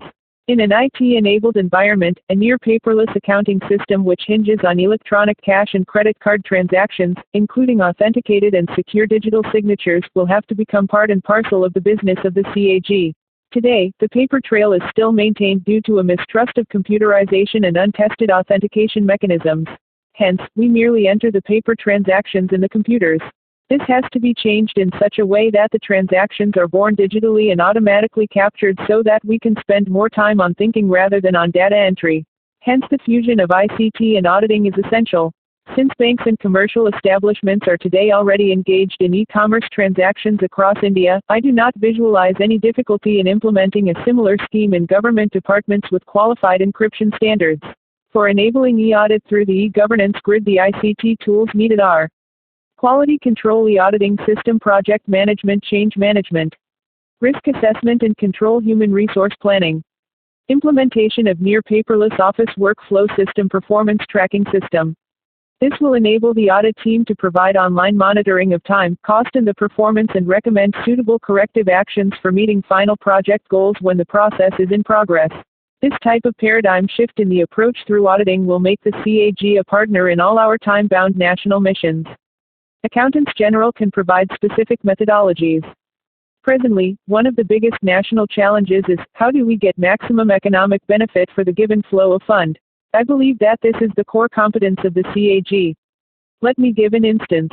The Rural Employment Guarantee Act has been passed by the Parliament. It seeks to provide better job security to the needy in 200 rural districts by giving at least 100 days of guaranteed wage employment in every financial year to every household. How can we make this program successful based on our earlier experiences? There is a need to link the provision of this act to the Integrated Rural Development Program called PURA, providing urban amenities in rural areas, as envisaged in the Bharat-Nirman program of the nation. This is the right time for the CAG to provide e-governance-based audit support to central and state governments so that the shortcomings which were noticed in the earlier scheme of rural employment generation are not repeated. Audit in the world of e-commerce. Our audit system has evolved over many years, but things are changing. The world is fast embracing e-commerce and, very often, one has to deal with faceless entities such as a website. In this world of e-commerce, both good and the evil coexist. While the advantages of speed and efficiency cannot be questioned, fraud is also equally possible. In India, e-commerce is still at a nascent stage, but very soon, it will become a major part of our transactions. It would be necessary for auditors and accountants to generate a policy statement on the best practices for e-commerce for the country in partnership with experts. It has become all the more important today since some of our public sector institutions are becoming multinationals and have assets and businesses in different countries. Audit in a borderless world. Many Indian government organizations today set up and acquire companies abroad. The rules and regulations in those countries may be different. What is ethical in another country may be unethical in ours. Auditors and accountants must become specialists in international trade and accounting practices and should be able to seamlessly integrate our practices with the countries with which we trade. Sooner or later, we will see accounting in a borderless world. Some suggestions. The members of the CAG have been contributing to the growth and maturity of the system of governance for the last 65 years. For enabling members of CAG to become partners in national development, I would like to make the following 7 suggestions. 1. The audit teams can work with program chiefs or executives of national programs from the very inception of the project. You will find that there may be 10 to 15 critical paths for a 10-year program. For 5-year projects there may be more. The critical paths in the project will be the CAG's audit area. 2. The aim of the audit should be to detect deviations in near real time while the project is in progress and to provide constructive solutions so that the objective of the project is met well in time. 3. The CAG's experience in the performance audit of welfare schemes should be shared with the relevant ministry, which will enable them to take suitable proactive corrective action while implementing newer schemes. 4. Audit can assist some establishments in disposing off certain inventories of systems of old technologies. Continuous retention of these systems of old technologies involve inefficient use of existing human resource and come in the way of the growth of the organization. Some examples are use of manual drafting systems and conventional lathes and milling machines as opposed to the modern CAD/CAM system that enables direct drafting and feeding of the component into the machine for realizing the product. 5. The CAG may consider the creation and maintenance of a centralized national asset register. The salient features of an asset can be put on the website for public awareness. Periodically, the status of the asset may be reviewed and updated, since the CAG is the custodian of national wealth. 6. The CAG may also consider incorporating a mutually agreed-upon online audit system for high-value schemes of national importance such as the Rural Employment Scheme, PURA, Golden Quadrilateral, etc., so that maximum value for money is realized in a time-bound manner. 7. Auditors should be sensitive to the fact that e-commerce in a borderless world will soon be a reality and a policy statement will need to be evolved accordingly. Auditing, in the modern sense, is a quality assurance phenomenon.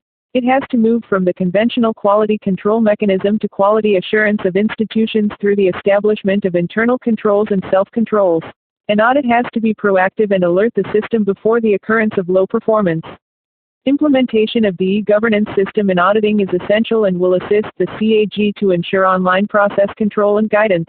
This will create close interaction between the auditors and auditees as partners working towards a common goal for providing effective governance to the nation. Apart from the planned audit, the CAG teams must also be observant and be able to detect areas of immediate national concern and find urgent solutions through timely intervention. Transparency in defense missions. Electronic governance enables transparency. In my decades of experience working in the area of defense research, I have observed the necessity for timely auditing as a way of maintaining efficiency and transparency of defense projects. The Indian Defense Accounts Service. Given the importance of our defense forces and our defense missions in keeping our nation safe, it is necessary that there is continuous scrutiny and performance audits of these services. The DAD, Defense Accounts Department, has been improving upon the financial management systems of defense services, and they have brought in the concept of the performance audit, which has enabled the Defense Ministry to realize higher value from the overall defense outlay.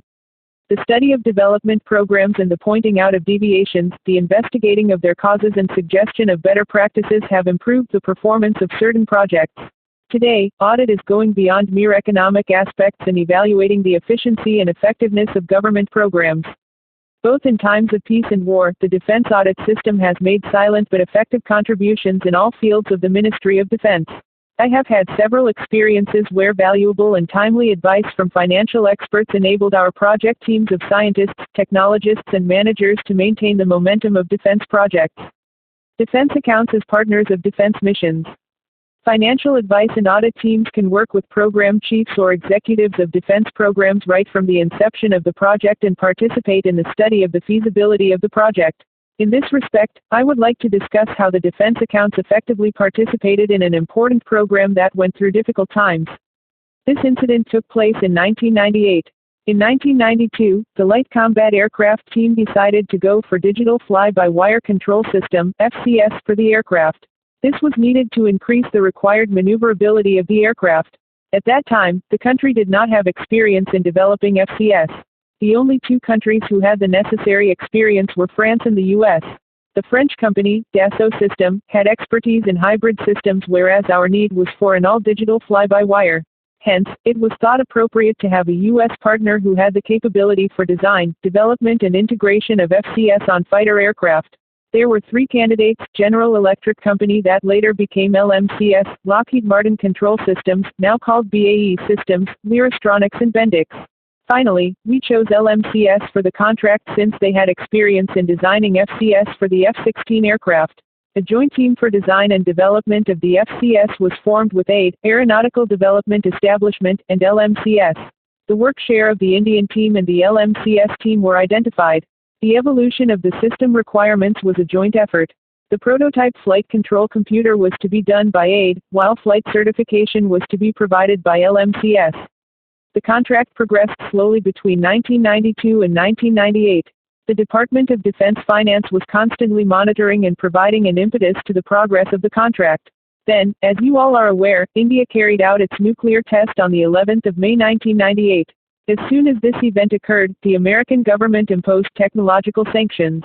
Due to the sanctions, LMCS broke the contract and retained all the Indian equipment, software and the technical information which were in their premises. This was definitely a shock for the Indian team. Immediately, I called for a meeting of the directors of Aeronautical Development Agency, National Aerospace Laboratories, NAL, Aeronautical Development Establishment, ADA, Center for Artificial Intelligence and Robotics CARE, Hindustan Aeronautics Limited, HAL, National Flight Test Center, as well as Professor I.G. Sharma, a renowned control system specialist, Professor T.K. Ghoshal, a noted digital control system expert, and guidance and control specialists from DRDO and ISRO, along with our financial advisors.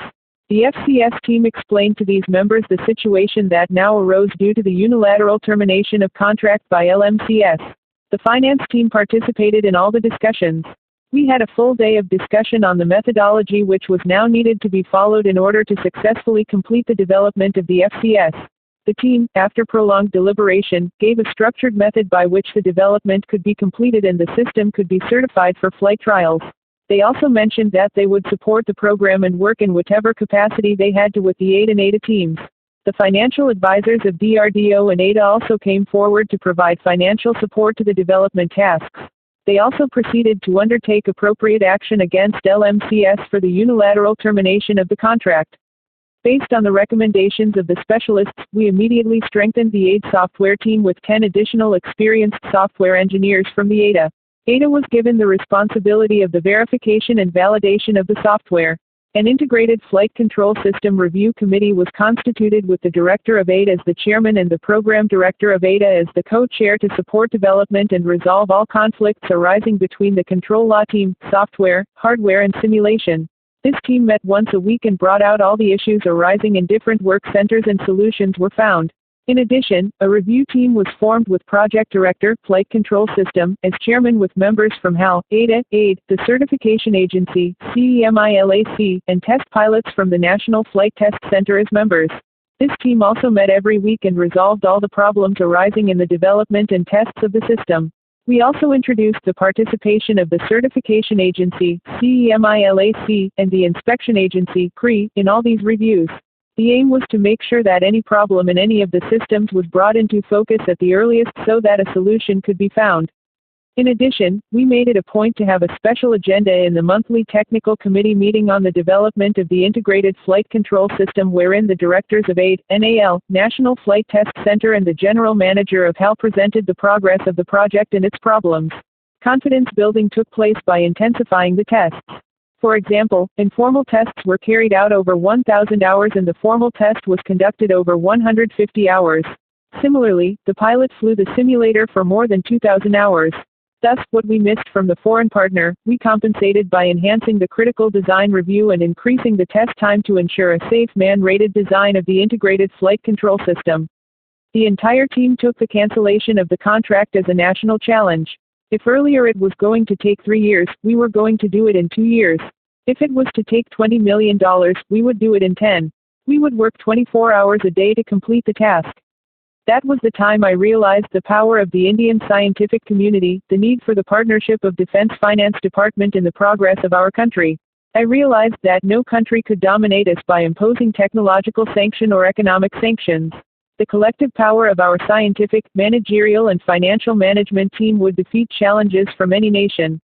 Today, I can proudly say that our scientists have designed, developed, tested, evaluated and integrated the flight control system in the LCA, which has logged more than 2,528 trouble-free flight sorties in 14 different aircraft with 1,620 flying hours. The challenge of the development was that the aircraft of this class was being designed for the first time, and we introduced the state-of-the-art digital fly-by-wire technology in the very first prototype, which is often unstable. We developed the final hardware and software required for testing and evaluation of the control system in the aircraft on our own after the foreign partner left the scene, and our own certification team, which had no experience in certifying fly-by-wire aircraft, gained confidence and certified the aircraft as flight-worthy. Above all, the pilots, who had never flown a prototype, flew the aircraft based on their flying experience in the simulator. Honest self-assessment, identification of the area of uncertainty and dedicated efforts to solve problems were an important aspect of this program. Integrating the strength of our industry and academia, along with R&D labs, the Air Force and the Defense Accounts Department, we could achieve what was perceived to be an impossible task. This is a demonstration of the Indian will, of the can-do spirit. With respect to the LCA, I would like to mention another important feature. The full scale of the engineering development phase 1 of the program was sanctioned at a cost of 2,188 crore. While sanctioning the program in 1993, we envisaged building 2 prototypes only, namely TD-1 and TD-2. Later, the ADA team, in partnership with the Defense Finance Department, revised the program by increasing the number of prototypes from 2 to 4. This was acclaimed as one of the important milestones for the LCA, and the people who participated in this great work were K.P. Rao, R. Ramanathan and Shiva Subramaniam. This could be achieved because of the online collective decision-making system instituted by them for the program. During the commencement of the program, it was proposed that many items be imported. While the program advanced, the project team, in consultation with the Finance Department, resorted to indigenous development and manufacture of those items, leading to a substantial savings in cost. Also, the development of the carbon fiber composites wing was contracted for half the planned amount through hard negotiations. In all these areas, there was an excellent partnership between scientists, technologists, user service and the Finance Department. In the LCA management system, the Secretary, Defense Finance, was a member of both the General Body and the Governing Council. The additional finance advisor from DRDO was a member of the Technical Committee. This close-knit system enabled the indigenous program to become a success. Another important financial decision-making which happened in the year 1989 was a system of concurrent R&D and current production approvals. In defense research projects, usually R&D finance approval is done first, followed by that for production. By doing this simultaneously, not only was time saved, but it also showed faith in the R&D team by assuming that their work would be good enough to go in for production. At that time we had just conducted only one successful flight test of Prithvi. When the project team met A.K. Ghosh, then the financial advisor, Defense Service, in spite of financial constraints for various activities in the defense budget, he found the funds for concurrent production of the Prithvi system at the right time. This was a major breakthrough in the missile program. Today, 2 strategic missiles are in production because of the right type of design and the collaboration with the Defense Finance Department. Defense Accounts and the India 2020 Vision. Richa Misra, J.T. IFA, had asked me at a lecture, what role does defense accounts play in achieving the India 2020 vision? My reply was that the Defense Ministry is one with a large expenditure budget. We have seen that the defense R&D, defense production, defense training centers and maintenance centers have huge capacities. Every year, the Department of Defense Production, through its defense production centers and ordnance factories, produce billions of dollars worth of product and systems for the country. The time has now come for removing the so-called veil of secrecy and the need for aggressive marketing of certain products, systems, training and maintenance packages in the international market. Defense products have to be marketed through public-private partnership enterprises. The DAD has to evolve a methodology for marketing defense products in the international market. Since the defense budget is more than 20% of the national budget, the Defense Ministry has the responsibility of aggressively marketing defense systems in the international market and reducing the financial burden. This, in turn, will assist our vision of India 2020. E-governance and defense accounts. I have noticed a press report that mentions the 10 best government intranets in the world. I found that the Defense, Finance and Accounting Services of the U.S. finds first place in this report. I am sure that with the core competence available in our country in the IT, finance and accounts sectors, Indian defense finance can definitely aspire to become the best intranet in the country and even the world. We can think of establishing a secure CGDAE governance grid through VPN broadband network with the Army, Navy, Air Force, Defense R&D and the Department of Defense Production. In an IT-enabled environment, a near-paperless e-governance and accounting system which hinges on electronic transactions, including authenticated and secure digital signatures, will have to become part and parcel of the business of the CGDA, Controller General of Defense Accounts. In this connection, I would like to suggest that the CGDA consider the issuing of credit cards to units for managing their cash assignments and impressed account. Some suggestions. Finance advisors have to transform themselves into system finance managers. That means, instead of looking at a part of the system, they should have the entire system in focus. The performance and cost PERTs, program evaluation and review technique, of the project or program have to be the common reference point for the finance and audit, R&D, production and service communities. While I was Secretary to the Department of Defense R&D, 1992-2000, R. Ramanathan was my financial advisor. He would clear any file with his views within a day or maximum 3 days. Speedy and thoughtful action are vital in mission mode operations. The finance team needs to advise on how to do it rather than how not to do it. The members of the Defense Accounts Service have been contributing to the growth and the maturity of the governance system of the Defense Ministry for the last 250 years. For enabling members of the CGDA to become partners in national security, I would like to make the following 5 suggestions. 1. Is it right to allow audit queries to graduate into Audit Paris and Audit Paris transform into oral evidence before PAC? I am sure with an intensive partnership between the user, the Defense R&D, Defense Production and Supplies, Defense Finance and CAG, we can think of an online real-time deviation detection mechanism for the resolution of procedural errors cropping up in the system. Here, I would like to give an example. When I took over DRDO in 1982, there were over 1,500 pending audit queries, and more than 20 audit Paris with many of them having the potential to become oral evidence cases by PAC. Members including scientists, defense accounts members and CAG and myself worked for 3 days, studied all the files and asked for clarifications. It was found that in some cases the technical teams had not explained the problem to the audit team properly and in some cases, the audit team did not have the full understanding of the technical necessity. After clarifications and discussions, the task team reduced the number of audit queries to less than 10 and Audit Paris went into revision. This shows how an intensive partnership between finance, audit and users can create a robust error-free management system in establishments. 2. The Defense Accounts Department is a service organization. The service provider has the responsibility to provide full satisfaction to clients or customers. The total CGDA system must be designed to provide customer satisfaction with a high degree of effectiveness and efficiency and with minimum wastage. This I found was happening in all the defense establishments I have visited, even in Siachen. The pay requirements of Jawans are not delayed. Also, pension benefits are paid on the day the person goes into retirement. 3. Defense accounts can assist service establishments and production agencies in disposing of certain inventories of systems of old technologies. 4. With ICT playing an important role in every sphere of organizational activity, the CGDA may also consider introduction of electronic filing of claims by service personnel and establishments. To start with DA claims, LTC, Provident Fund advance claims could be introduced.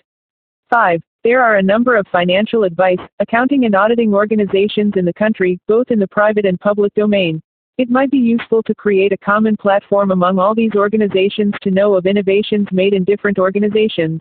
The CGDA could take the initiative in creating such a forum where specialists from different organizations could work together and evolve areas which could then be emulated by sister organizations. This interaction and interchange of ideas would enable enrichment of all organizations through the cross-fertilization of ideas. Governance for every citizen.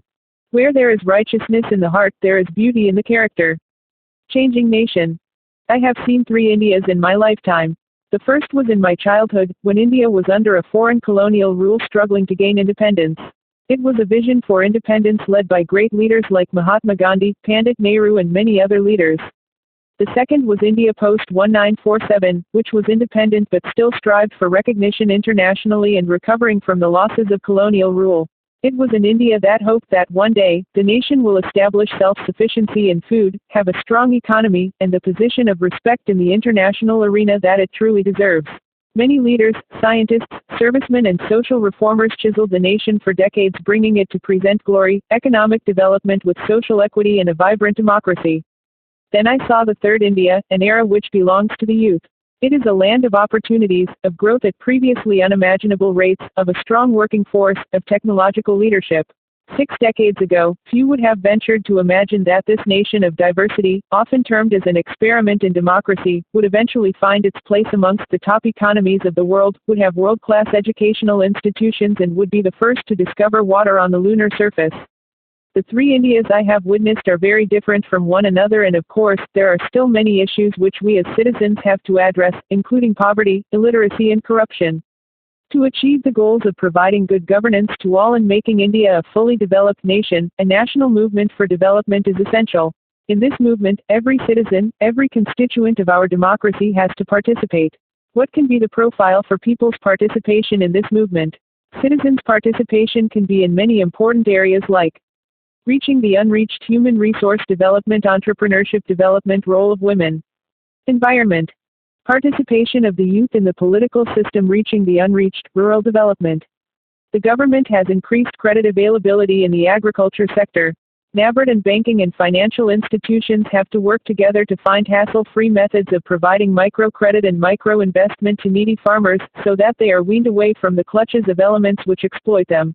Simultaneously, agricultural researchers, extension workers from academic institutions, non-governmental organizations and industry should work closely with farmers and enable them to increase productivity, storage, food processing and marketing. In addition, they should facilitate farmers to undertake non-farm tasks on the lines of one product per village cluster scheme in order to promote the export of products based on the core competence of the village, which will increase the sustainability of the rural sector as a whole. Insurance companies have to come forward with micro-insurance, crop insurance and cattle insurance, apart from low-cost medical insurance, for providing risk cover to farmers. Similarly, units like mobile diagnostic clinics such as those in Uttarakhand may be operated in all districts to enable medical care to reach the unreached. Recently, I have come across a number of initiatives by our judicial systems at various levels for the speedy delivery of justice through legal aid clinics, mediation and conciliation, mobile courts and lok adalats, and by increasing the number of working days and number of hours of working per day. These initiatives can be reinforced by having mobile courts reaching the village to deliver justice at the doorstep of rural citizens. The corporate sector may also think of reaching out to rural sectors for development as an essential component of corporate social responsibility. In a world dominated by communication, extending communication from the privileged to the unreached should be part of our processes of technological upheaval. Human resource development.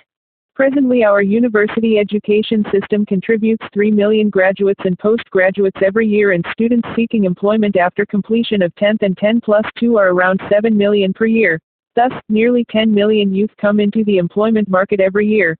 In the 21st century, India needs a large number of talented youth with higher education for the tasks of knowledge acquisition, knowledge imparting, knowledge creation and knowledge sharing. At present, India has millions of youth under the age of 25. This will grow continuously till the year 2050. Keeping this in mind, the universities and educational systems should create 2 cadres of personnel, a global cadre of skilled youth with specific knowledge of special skills, a global cadre of youth with higher education. These 2 cadres will be required not only for powering the manufacturing and service sectors of India but also fulfilling the human resource requirements of various countries. Thus, universities and the secondary school education system will have to work towards increasing the number of students passing through their systems. Other Indians who are not covered by the higher education system should also have world-class skill sets in areas such as construction, carpentry, electrical systems, repair of mechanical systems, fashion design, paralegal, paramedical, accountancy, sales and marketing, software and hardware maintenance and service and software quality assurance, to name a few. Every Indian should have either a world-class higher education or world-class skill sets.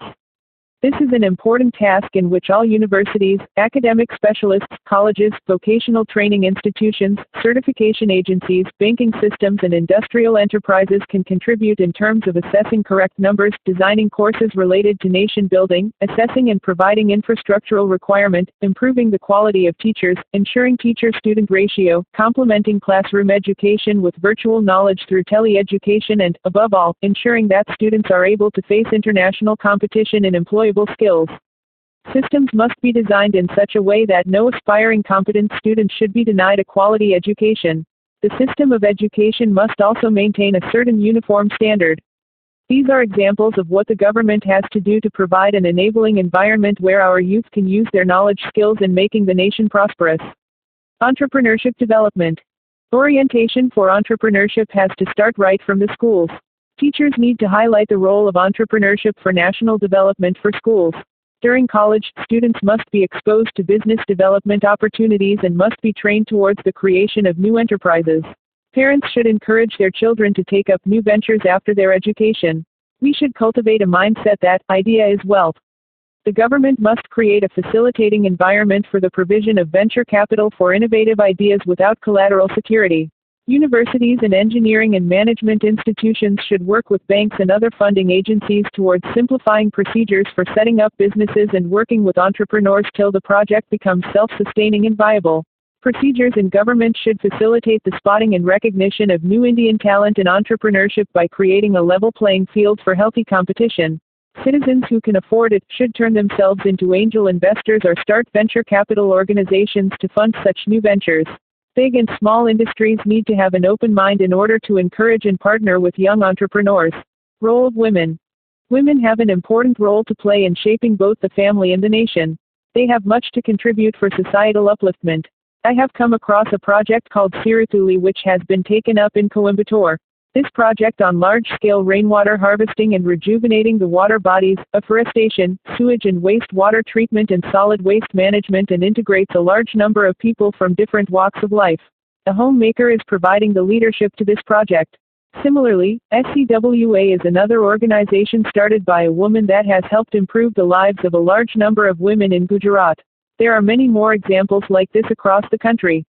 Many of the panchayats across the country have women members who have been giving leadership in various rural development initiatives. Imagine the difference which can be made in our 600,000 villages with such actions. Environment. The environment can be cleaned up only through countrywide active participation of citizens. People as a team can participate in cleaning up the environment. The cleaning of the Kalibine River in Punjab is one such example. Spiritual leaders can play a very important role in persuading devotees about the importance of the clean environment movement, which in turn will promote the evolution of beautiful minds. Local groups can be formed to spread awareness about cleanliness in residential areas. Welfare associations, NCC cadets, scouts, guides and NSS volunteers can proactively form these groups. Industrialists should follow the prescribed norms for environmental standards in all their institutions and make buildings friendly to differently abled people. Government employees should keep their offices and their environment clean. Parents and teachers should emphasize the need for environmentally friendly measures to younger citizens. Citizens can plant trees and nurture them in their neighborhood every year. Our public infrastructure, airports, railway stations, bus stations, seaports and hospitals form the face of the nation in the global environment. It is the responsibility of all stakeholders, including the citizens, to promote cleanliness in all these public facilities. Participation of the youth in the political system. The youth should take up politics as their career in large numbers. Political science should form part of the curriculum from secondary to college level for all students, with developmental politics as the focus. Citizens should proactively cast their votes to select candidates who are known to perform with honesty. Legal experts and professionals should educate citizens about the political process, the Constitution, and their rights and responsibilities. Similarly, there are many more important tasks like making education accessible to every citizen, uplifting citizens below the poverty line through a focused mission and accelerating agriculture reforms. In the same way, there can be a movement in the judiciary for time-bound clearance of pending cases. The judiciary and bar should ensure that the common citizen gets speedy justice with nobility. While citizens demand that our police force has to be transparent and action-oriented, it is also essential that police stations are electronically connected and simultaneously the police force are empowered with better quality of life like proper housing, sanitary facilities, medical cover and children's education. This will enable them to concentrate on their work with peace of mind and thereby the output from the police force would increase. Above all, women constitute 50% of our population. Their dignity should be protected and they should get proper representation in all decision-making institutions. Our panchayats truly represent the village citizens and they should ensure that all funds allotted for rural development in their area are properly utilized for the intended purpose. National security. Our armed forces and paramilitary forces are awake day or night guarding our borders on land, in air and at sea. They remain vigilant to counter any threat and facilitate unhindered progress of national development. I have experienced this personally when I visited the Siachen Glacier that is at an altitude of 17,000 feet. The temperature of -35 degrees centigrade with heavy winds did not deter our courageous Jawans. Another time, when I was in an Indian Navy submarine, I saw young sailors and naval officers functioning efficiently and vigilantly in the silent underwater environment, keeping all-round vigil on their mission in the Indian Ocean. When I was with the 20 Squadron of the Indian Air Force, I saw firsthand how our fighter pilots could meet any challenge of multi-targets through radar missiles and EW systems. We cherish the valor, commitment and devotion to duty of these gallant personnel of our armed forces. Our police forces, paramilitary and intelligence agencies complement each other to provide safety and security to our citizens from criminals and extremists. Many members of these forces have laid down their lives while protecting the people, the flag and nation. We salute them all. Our colleges and universities must not only generate excellent entrepreneurs and researchers but also the best soldiers for our country. Parents should encourage their children to participate in national security missions. An economically developed India by 2020 is a mission for over 1 billion people, where every one of us has a role to play. It will only be a reality if everyone, particularly the youth, asks oneself, what can I give? My interactions with our citizens in India and abroad, particularly the youth, has demonstrated to me the positive energy flowing in individuals that makes them eager to give all they can to make India economically developed. The attitude of giving by every citizen in each group will definitely be an enriching factor for the whole nation, leading to an accelerated development process. When the nation marches towards its missions, many challenges will come on the way. Courage, in all sections of society, is a very important trait in overcoming these challenges. I would like to narrate an incident. On the 8th of June 2006, I was in the Su-30MKI aircraft. The captain of the aircraft was Wing Commander A.J. Rathore. The duration of the flight was 40 minutes. I participated in all the flight actions. When I landed, there were many youth and media personnel present. One young man asked me a question, "Sir, you flew in the supersonic fighter aircraft at the age of 74. Were you afraid at any time during the flight?" I told the young man, in all the 40 minutes of the flight, I was busy on the controls and instruments and experiencing the G build-up. I was advised by the captain to track targets and also look at the ground using the synthetic aperture radar. In addition, I was observing the performance of the instruments developed indigenously. I was continuously busy in flight operations and I didn't have time to allow fear to enter into me. Dear friends, how many of you have the "I can do it" spirit? This is the song of youth that millions of young Indians have repeated after me. As a young citizen of India, armed with technology, knowledge and love for my nation, I realize small aim is a crime. I will work and sweat for a great vision, the vision of transforming India into a developed nation, powered by economic strength with value system. I am one of the citizens of the billion, only vision will ignite 1 billion souls. It has entered into me. The ignited soul, compared to any resource, is the most powerful resource on the earth, above the earth and under the earth. The vision for a new India. Many civilizations collapsed and many nations failed because they did not have the vision at the right time. In the last many years, I have met 17 million youth in all parts of the country. Some incidents from these interactions stand out in my mind. Dynamics of the mind of the youth. On the 19th of January 2011, I visited Amravati to attend a program organized by the Satpura Shikshan Prasarak Mandal to address 1 lakh youth. I gave a talk, "I am unique," in the presence of many political and societal development leaders, teachers and educationists. After I finished my lecture, among many other questions, an interesting question came from a rural boy. He introduced himself as a 10th standard student from Harley village. He asked, "Sir, our media and my friends always say that China is economically progressing better and faster than India.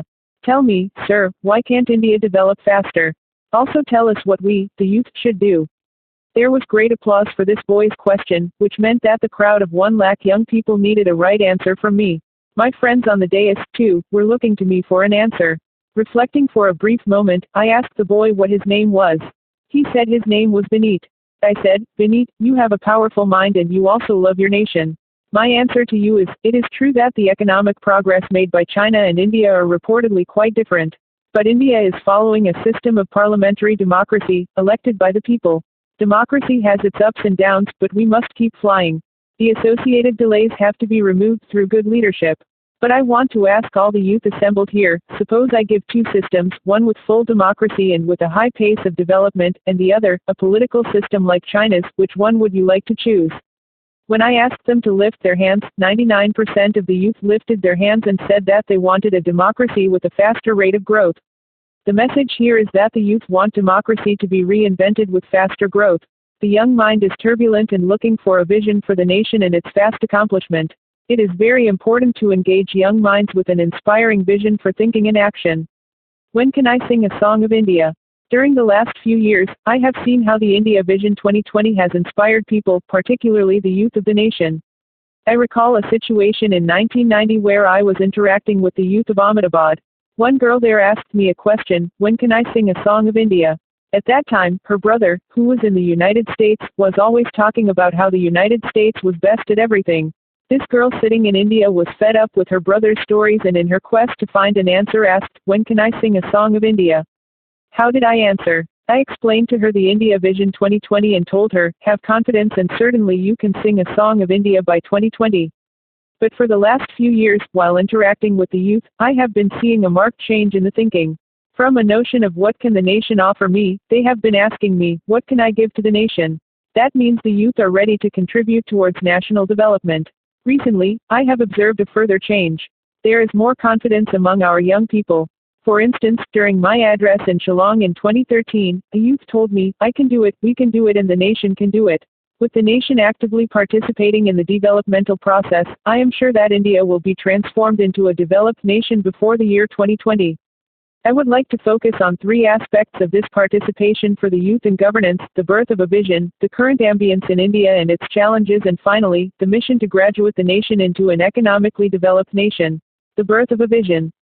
Let me share with you my unique experience of the formulation of the Vision 2020 strategies in the mid-1990s. I was given the task of chairing the TIFAC, Technology Information Forecasting and Assessment Council. I recollect that in the first meeting of the council, we took a decision that the TIFAC must evolve a plan as to how India can be transformed into an economically developed nation by the year 2020. When the suggestion was mooted, everybody wondered how we could evolve such a long-term mission under the prevailing economic and social conditions of the country. That was the time when Prime Minister Narasimha Rao had just announced the economic liberalization and growth measures for the Indian economy, and its impact was starting to be felt. In spite of this, the council, with many young members, jumped to the idea and we discussed for one full day how we could translate thought into action. At a time when the economy was growing at around 5 to 6% per annum in GDP, we had to envisage a growth rate of at least 10% per annum consistently for over 10 years for realizing the development vision of 2020. This challenge ignited the minds of all of us in the council. The members of the TIFAC Council at that time included the Principal Secretary to the Prime Minister, the 9 Secretaries to the Government of India, the Chiefs of CII, ASSOCHAM and FICCI, the Chairman of IDBI, ACC, IFCI, the Chairman of Public Sector Corporations, the Chief Executives of a number of private sector institutions, the Vice Chancellors of different universities and scientists from the Department of Science and Technology. We debated and arrived at 17 task teams with over 500 members, who consulted with over 5,000 people in various sectors of the economy. Committees worked for over 2 years, resulting in 25 reports which we presented to the then Prime Minister on the 2nd of August 1996. The reports included vision on areas such as agro-food processing, advanced sensors, civil aviation, electric power, waterways, road transportation, telecommunications, food and agriculture, engineering industries, healthcare, life science and biotechnology, materials and processing, electronics and communications, chemical process industry, services, strategic industry and driving forces. Transforming India into a developed nation implied that every citizen of the country would live well above the poverty line, their education and health would be of a high standard, national security would be assured, and core competence in certain major areas would enable production of quality goods competitively for export and for bringing all-round prosperity for countrymen. Impediments to the national vision. As I see it, some of the impediments to Vision 2020 are as follows. The vision document was prepared at the time of Prime Minister Narasimha Rao. The document was given to Prime Minister Atal Bihari Vajpayee. Vajpayee-ji announced in the Parliament and also announced at the Independence Day address at the Red Fort that India will become an economically developed nation before 2020. In the Governors' Conference during my presidency, Prime Minister Manmohan Singh also announced that his government will work for an economically developed nation, and he assured all the governors of the states. My experience says that Vision 2020 does not belong to a party, a government, or an individual. It is the national vision. It has to be discussed in detail by all elected representatives of the nation for a few weeks in the Parliament, and they should debate, discuss, and assent so that a national consensus will emerge within all the stakeholders of the vision, including the executive, the judiciary, political leaders, the media, the academia, the business industry, the medical community, farmers, the youth, and the people of the nation. For this reason, there should be a commitment towards the national vision from every individual in all walks of life. If it takes 15 years for the realization of such a vision document, it means that 3 democratically elected governments have to work together to realize this vision, although the methodology may be different. National missions cannot be a part of a party agenda, but it can be a part of its election manifesto and should be realized. The vision needs to be approved by the Parliament so that there will remain a continuity in its progress, irrespective of the period of the 3 governments. Hence, the elected leader of the nation should be a creative leader, who walks the path of pursuing developmental politics, adopting cooperation and collaboration as the key to operational procedure, and using the core competence of all parties, irrespective of party affiliations, as well as other able minds and creative minds from any discipline to realize the vision of an economically developed nation. Current ambience in India. Now, let me provide a visualization of India as an economically developed India by the year 2020. The Indian economy was growing at an average of 9% per annum till the year 2008. In 2009-10, the Indian economy was affected due to global economic turbulence, but nevertheless it grew at over 7% in the year of global recession. Even when the economic zones of the US and the Europe still looked bleak, India grew at about 6.9% in the last quarter of 2011. In 2013, the GDP growth touched the 5.5% mark. I was asking myself what type of innovation is needed to enrich the Indian economy and other world economies under the present circumstances. I had discussions on this subject with several economic experts. It came to light that the Indian economy can withstand the world financial crisis better. This is due to the liberalization process in India has checks and balances consistent with the unique social requirements of the country. The Indian banking system has always been conservative, which has prevented a crisis similar to that in the USA and in Europe. The Indian psyche is generally savings-oriented, and living within one's means is a part of the Indian mindset. The 400 million middle class, with its purchasing power, is providing economic stability to the nation. Therefore, India is able to withstand the global economic crisis to a certain extent, but we are still vulnerable to the vagaries of the global economic turbulence because of an excess of imports and reduced exports, leading to trade deficit, increased current account deficit, which leads to inflation, and the depreciation of the rupee to the level 60.49 per US dollar in June 2013. If the US banks fail, Indian economy is affected. If EU faces economic crisis, we see its effect on the Indian economy. Why does this happen even though India has a good economic foundation? It is because we have an economic system which is vulnerable to the fluctuations of the world economy, and our economic growth is not sustainable, as witnessed from the 5% GDP growth in the 1990s to 9% for around 4 years till 2009, and finally the present 5.5%.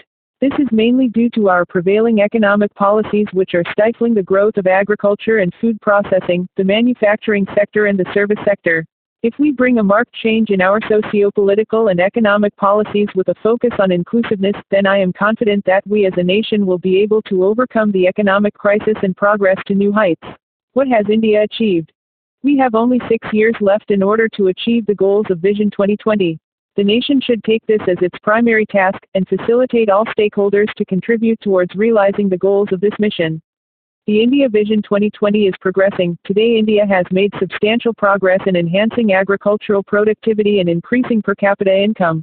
According to NASSCOM, the IT/BPO sector in India aggregated revenues of $100 billion United States dollars in FY 2012, where export and domestic revenues stood at $69.1 billion United States dollars and $31.7 billion United States dollars respectively, growing by over 9%. The pharma industry has grown to $20 billion United States dollars. The ISRO-enabled mission to find water on the Moon through Chandrayaan-1 was undertaken and the Mars Orbiter mission is on its way to the orbit of the Red Planet. India is the world's second-largest mobile phone user with 900 million users. The Indian automobile industry has become the third largest in the world with 2.8 million automobile vehicles produced in 2013. Large-scale infrastructure has also been created as a part of rural and urban development missions such as the multi-lane Golden Quadrilateral roadways and the development of airport infrastructure in all metro cities. All rural roads are getting developed at the state level as well. The current literacy rate in India stands at 74.04%. India's healthcare sector is projected to grow to nearly $40 billion United States dollars and quality healthcare infrastructure is projected to reach all states by 2015. We are also aspiring to provide clean green energy and safe drinking water to all the citizens of the nation. With this growth, we have to assess where we are in terms of what we aspired to in the 1990s, and where the gap is. It is time for the nation and its leaders to take up a review mission to assess the gap and suggest methods by which we can accelerate progress so that by 2020, India can become a developed country with zero poverty, 100% literacy, quality healthcare for all, value system embedded quality education for all, value-added employment for every citizen consistent with education and professional skills. If we channelize our integrated efforts towards the development of India before 2020, then the growth of the nation is certain. Economically developed nation and its missions. Based on my interaction with various intellectuals, experts and researchers from universities in India and abroad and students and faculty from IIMs Ahmedabad, Indore, Bangalore and Shillong and with the millions of students of the nation, let me propose the following action points for realizing our goal of an economically developed nation. Sustainable rural development. PURA, based on both private institutional and government efforts, PURA has become a proven model for sustainable rural development. Hence, for bringing all-around sustainable development, India needs to launch the integrated national PURA mission to create 7,000 PURA clusters across the nation, which will empower Indians and bring sustainable development in rural and urban areas. Every year we spend more than 100,000 crores for national development. Part of those funds can be directed towards realizing the 7,000 PURA clusters. Energy independence, clean and green environment and water management. Energy. It is essential for the Indian Parliament to announce the energy independence mission by 2030. Power generation through renewable energy has to be increased from 5% to 28%. Dependence on fossil fuels as primary energy source needs to be brought under 50% from the present 75%. Mandating the use of ethanol from 10% to 20% and the associated public policy for ethanol development by the sugarcane industry is also required. There is also a need for a sustainable biofuel policy for generating 60 million tons of biofuel, along with the use of alternate sources such as emulsification, bioalgae and hydrogen fuel. Environment. Enacting an inclusive environment enrichment policy instead of the prevailing extractive environment protection policy is required. We also need to increase the forest cover from 20% to 40% by 2020 as well as enrich the environment through mandatory zero liquid discharge and zero effluent discharge system policy for industrial waste, encourage power generation from biomass and municipal waste at city corporations and village municipalities and create 200,000 carbon-neutral village panchayats before 2020. Waterways. We need the implementation of the Smart Waterways Grid across India to harness 1,500 BCM of floodwater and connect the rivers and catchment areas as a single plane. The grid will receive 1,500 BCM of floodwater and act as a water grid so that water can be released to any deficient place and replenished during flood. It would act as a 15,000 kilometers national reservoir. It would be able to provide drinking water to 600 million people, irrigation to 150 million acres of land, and generate 60,000 megawatts of power. Due to groundwater recharge, it would also save 4,000 megawatts of power. Each state can implement this mission with an outlay of approximately 50,000 crores with annual budgetary support, central government assistance, public-private consortium and with support from the World Bank in a build, operate, own and transfer-based PPP model, and this can be realized within 2020. Apart from this, an integrated water resource management system is also required to revive water bodies and tanks and build farm ponds and check dams across India, as well as increase irrigation infrastructure and groundwater potential, thereby enhancing the safe drinking water resources of the nation. Agriculture, manufacturing and service sector. Agriculture. In this sector, we need to launch the second Green Revolution mission as an integrated agriculture, industry and service sector program with an aim of 10% growth rate in agriculture before 2020 and produce a minimum of 340 million tons of food as opposed to the present 250 million tons despite reduced water, land and human power environment. Technologies such as SSI, Sustainable Sugarcane Initiative, and SHRI, System of Rice Intensification, Precision Farming, a system-oriented approach and technologically advanced pre- and post-harvesting equipment usage will more than double agricultural productivity and ensure the 30% contribution to GDP by 2020 from the present 15%. The introduction of the innovative community cooperative farming model for identifying crops in selected regions based on the characterization of the soil condition and ensuring that quality input material is available at the right time will also be beneficial. The industry sector has to be empowered with inclusive growth-oriented policies to set up farm-level silos, cold chain, refrigerated transportation, food processing industries, etc. Manufacturing. The manufacturing industry has to be empowered in order to achieve a 25% GDP contribution by 2020 from the 16% as of 2012. A proactive national manufacturing policy is the need of the hour. It is essential to restructure viable industries with technology, business process and human resource. Proactive public policy is essential to relieve financial stress, provide liquidity support and save the productive assets of the country. We need global skill development for the youth to take up value-added employment in manufacturing and service sectors. An inclusive policy for the adoption of state-of-the-art technology, machines and standards by the industry is essential. Ensuring the availability of energy, capital and logistic transportation for reducing production cost and thereby making the product competitive in the global market will lead to a reduction of inflation. Establishing innovation ecosystems is essential for the growth of the manufacturing and service industries. Education and healthcare. School education, quality input generates quality output. The primary foundation for such action is the quality of teachers at the school level, from the primary to the higher secondary level. The creation of a revamped national quality teacher education system and its associated inclusive policy is essential. What we need is a creative syllabus, creative teachers and creative classrooms for value-based quality school education. Higher education. The higher education system has to focus on research and development at the university level. Instead of monitoring and control by agencies such as UGC and AICTE, we should allow higher educational institutions to compete internationally by setting their educational standards at par with world-class institutions so that they can be rated by independent agencies with a pool of eligible experts in the field on rotation. A minimum criteria may be set up for achieving excellence. Research and development in higher education, removing red tapeism and favoritism in higher education and research administration and management is of utmost importance. We need to empower universities, both government-funded and private, to promote research and enable them to improve research infrastructure. Establishing a national research and innovation laboratory with access to all educational institutions at the state and central level is important. Incentives can also be provided to empower professors and students for research and development. Good faculty attracts good research students.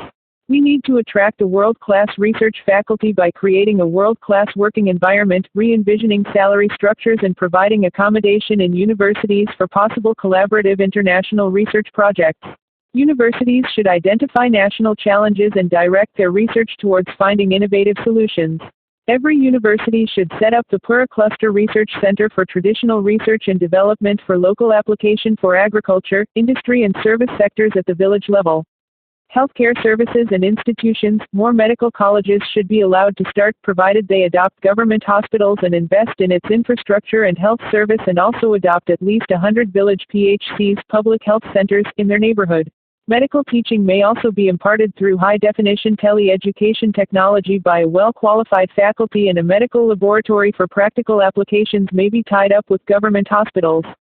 Comprehensive medical insurance provided by the government to the unorganized sector needs to be introduced to provide quality healthcare service to the common man. The establishment of inclusive policies to set up manufacturing industries for healthcare implements and diagnostic service equipment is also required.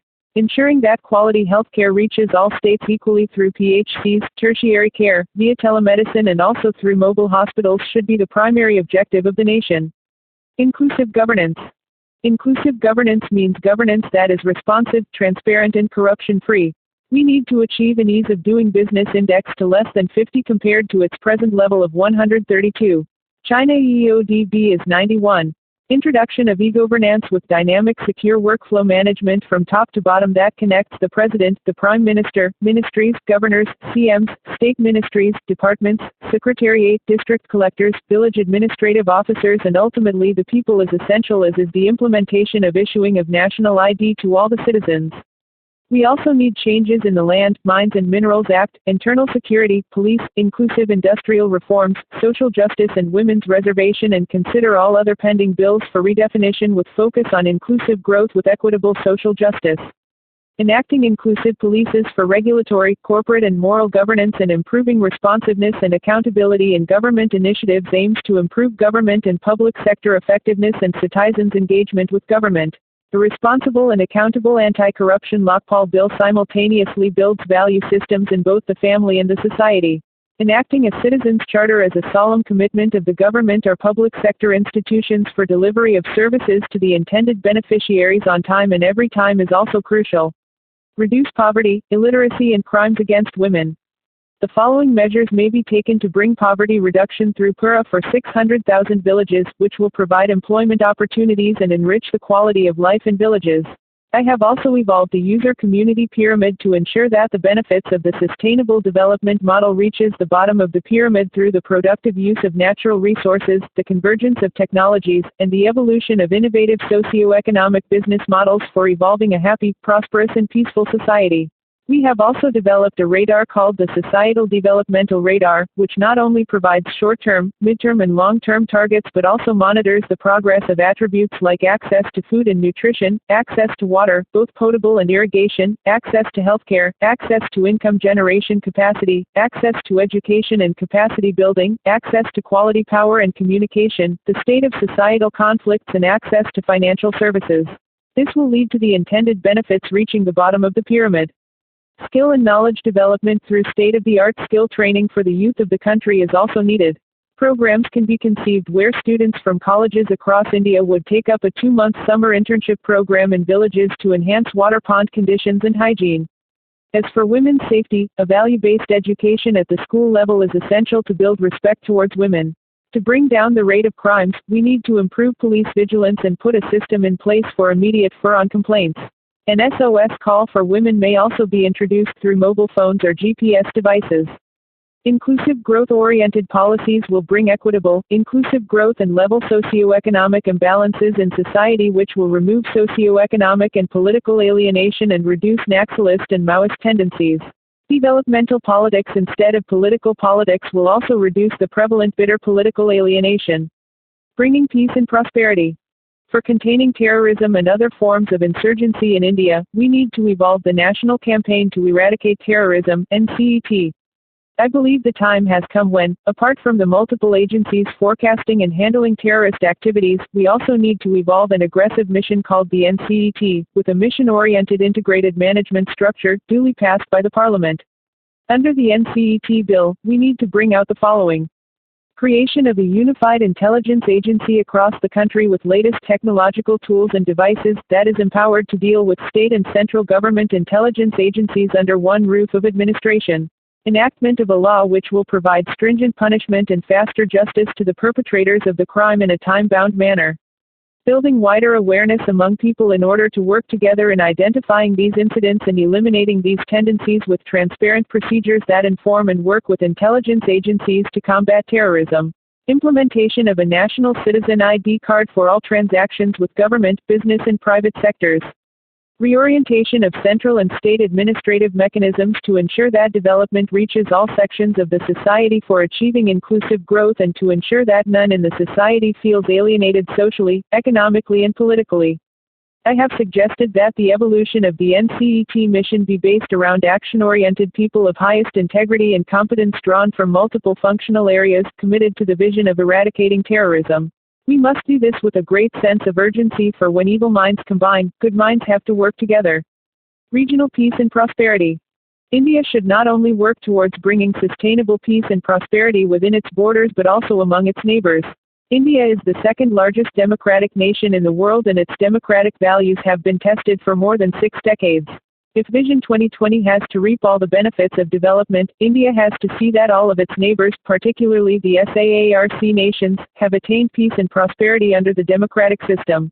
Otherwise, cross-border terrorism, Naxalism and Maoism will continue to threaten the very processes of sustaining peace and prosperity. It is the responsibility of India to bring peace and prosperity in the subcontinent through democracy. I suggest that the SAARC nations work together in a way similar to the EU Parliament, which works towards promoting regional peace and prosperity throughout the entire region. Unity of minds. At this point, I would like to suggest that on a social level, it is necessary to work towards the unity of minds. Indian civilization is a multilingual, multi-faith, multiracial system that has evolved over centuries. The increasing intolerance for the views and lifestyle of others and the expression of this intolerance through lawlessness cannot be justified under any context. All of us have to work hard to respect the rights of every individual. That is the most fundamental of all democratic values, and, I believe, our civilizational heritage, the very soul of our nation. Let us evolve ourselves into a society that respects and celebrates differences. Let our experts, leaders and institutions show in their words and deeds. Tolerance of other people's opinions. Tolerance of other people's cultures. Tolerance of other people's beliefs. Tolerance of other people's styles. Tolerance of other people's ideas. In fact, such an attitude, at the individual and community level, has always been the hallmark of Indian civilization. Political system in democracy. A democracy works on the foundation of people's dreams and aspirations. It is not democracy that has to be reinvented. What needs to be reinvented is our political system, with its responsibilities, its obligations and its boundaries. Here I would like to recall my addresses in the Parliament and my address to the 15 state legislative assemblies on the mission for the development of states. I gave them an equation. Political system equals political politics plus developmental politics. Any parliamentarian or legislator has to go through these two political components. Political politics focuses on election and electoral politics, that is, getting elected with a declared agenda.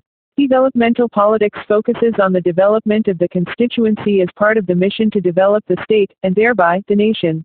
This requires vision, measurable mission targets, feedback on progress, and even mid-course corrections whenever necessary.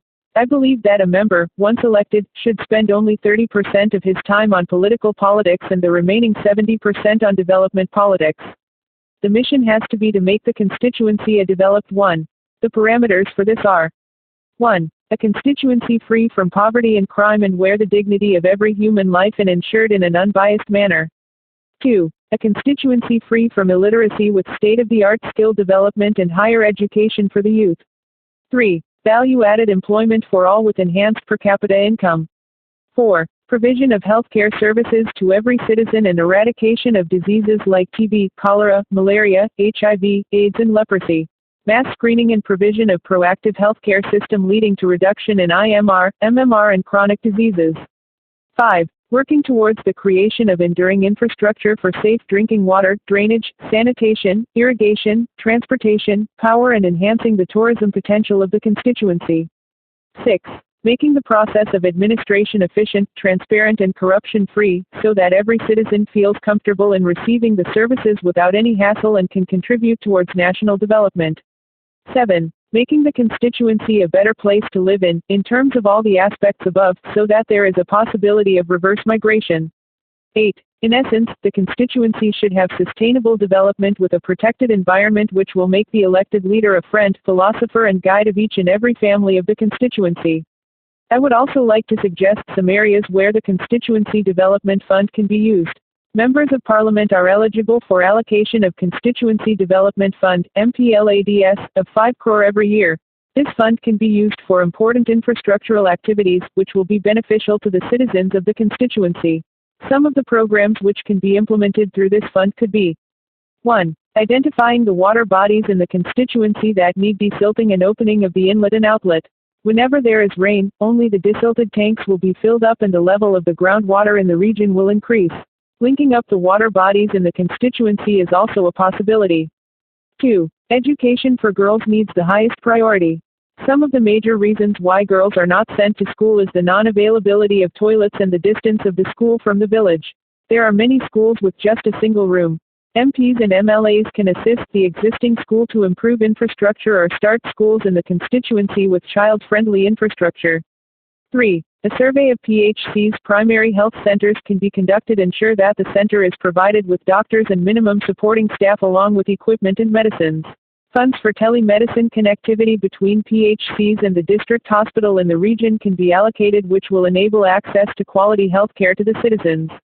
4. For providing medical care to the remote areas of the constituency, provision of well-equipped mobile hospitals could be considered, which will go to different villages of the constituency on specified dates so that the patients can be treated in the village itself. 5. Development of state-of-the-art skill in welding, construction, repair and maintenance of electronic equipments will provide value-added employment to the youth. Special courses for the youth of the constituency can be organized for them to acquire skills in polytechnics or ITI located in the constituency or the district headquarters. This would be a great opportunity to create a global cadre of skilled people. 6. Organizing street plays in the constituency depicting the social evils such as dowry, corruption, female feticide, gender inequality, child marriage and corruption can also be organized so that the citizens of the constituency are made aware and facilitated to improve their societal characteristics. This will be a great opportunity to create a value-based system. The message that I am trying to convey is that a democracy with developmental politics has to be the focus of our parliamentary system, since the nation is bigger than the political system. What will I be remembered for? Finally, I would like to ask every reader one question: what would you like to be remembered for? You have to evolve and shape your own life. You should write your goal down on a piece of paper. That page might just be a very important page in the book of human history.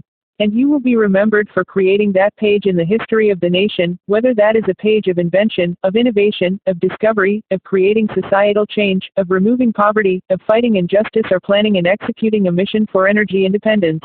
And I will be happy if you could mail me this page of yours at A.P.J@abdulkalam.com. I have a message of courage for you. We need this courage to realize our dreams of a happy, safe and prosperous nation. Courage to think differently.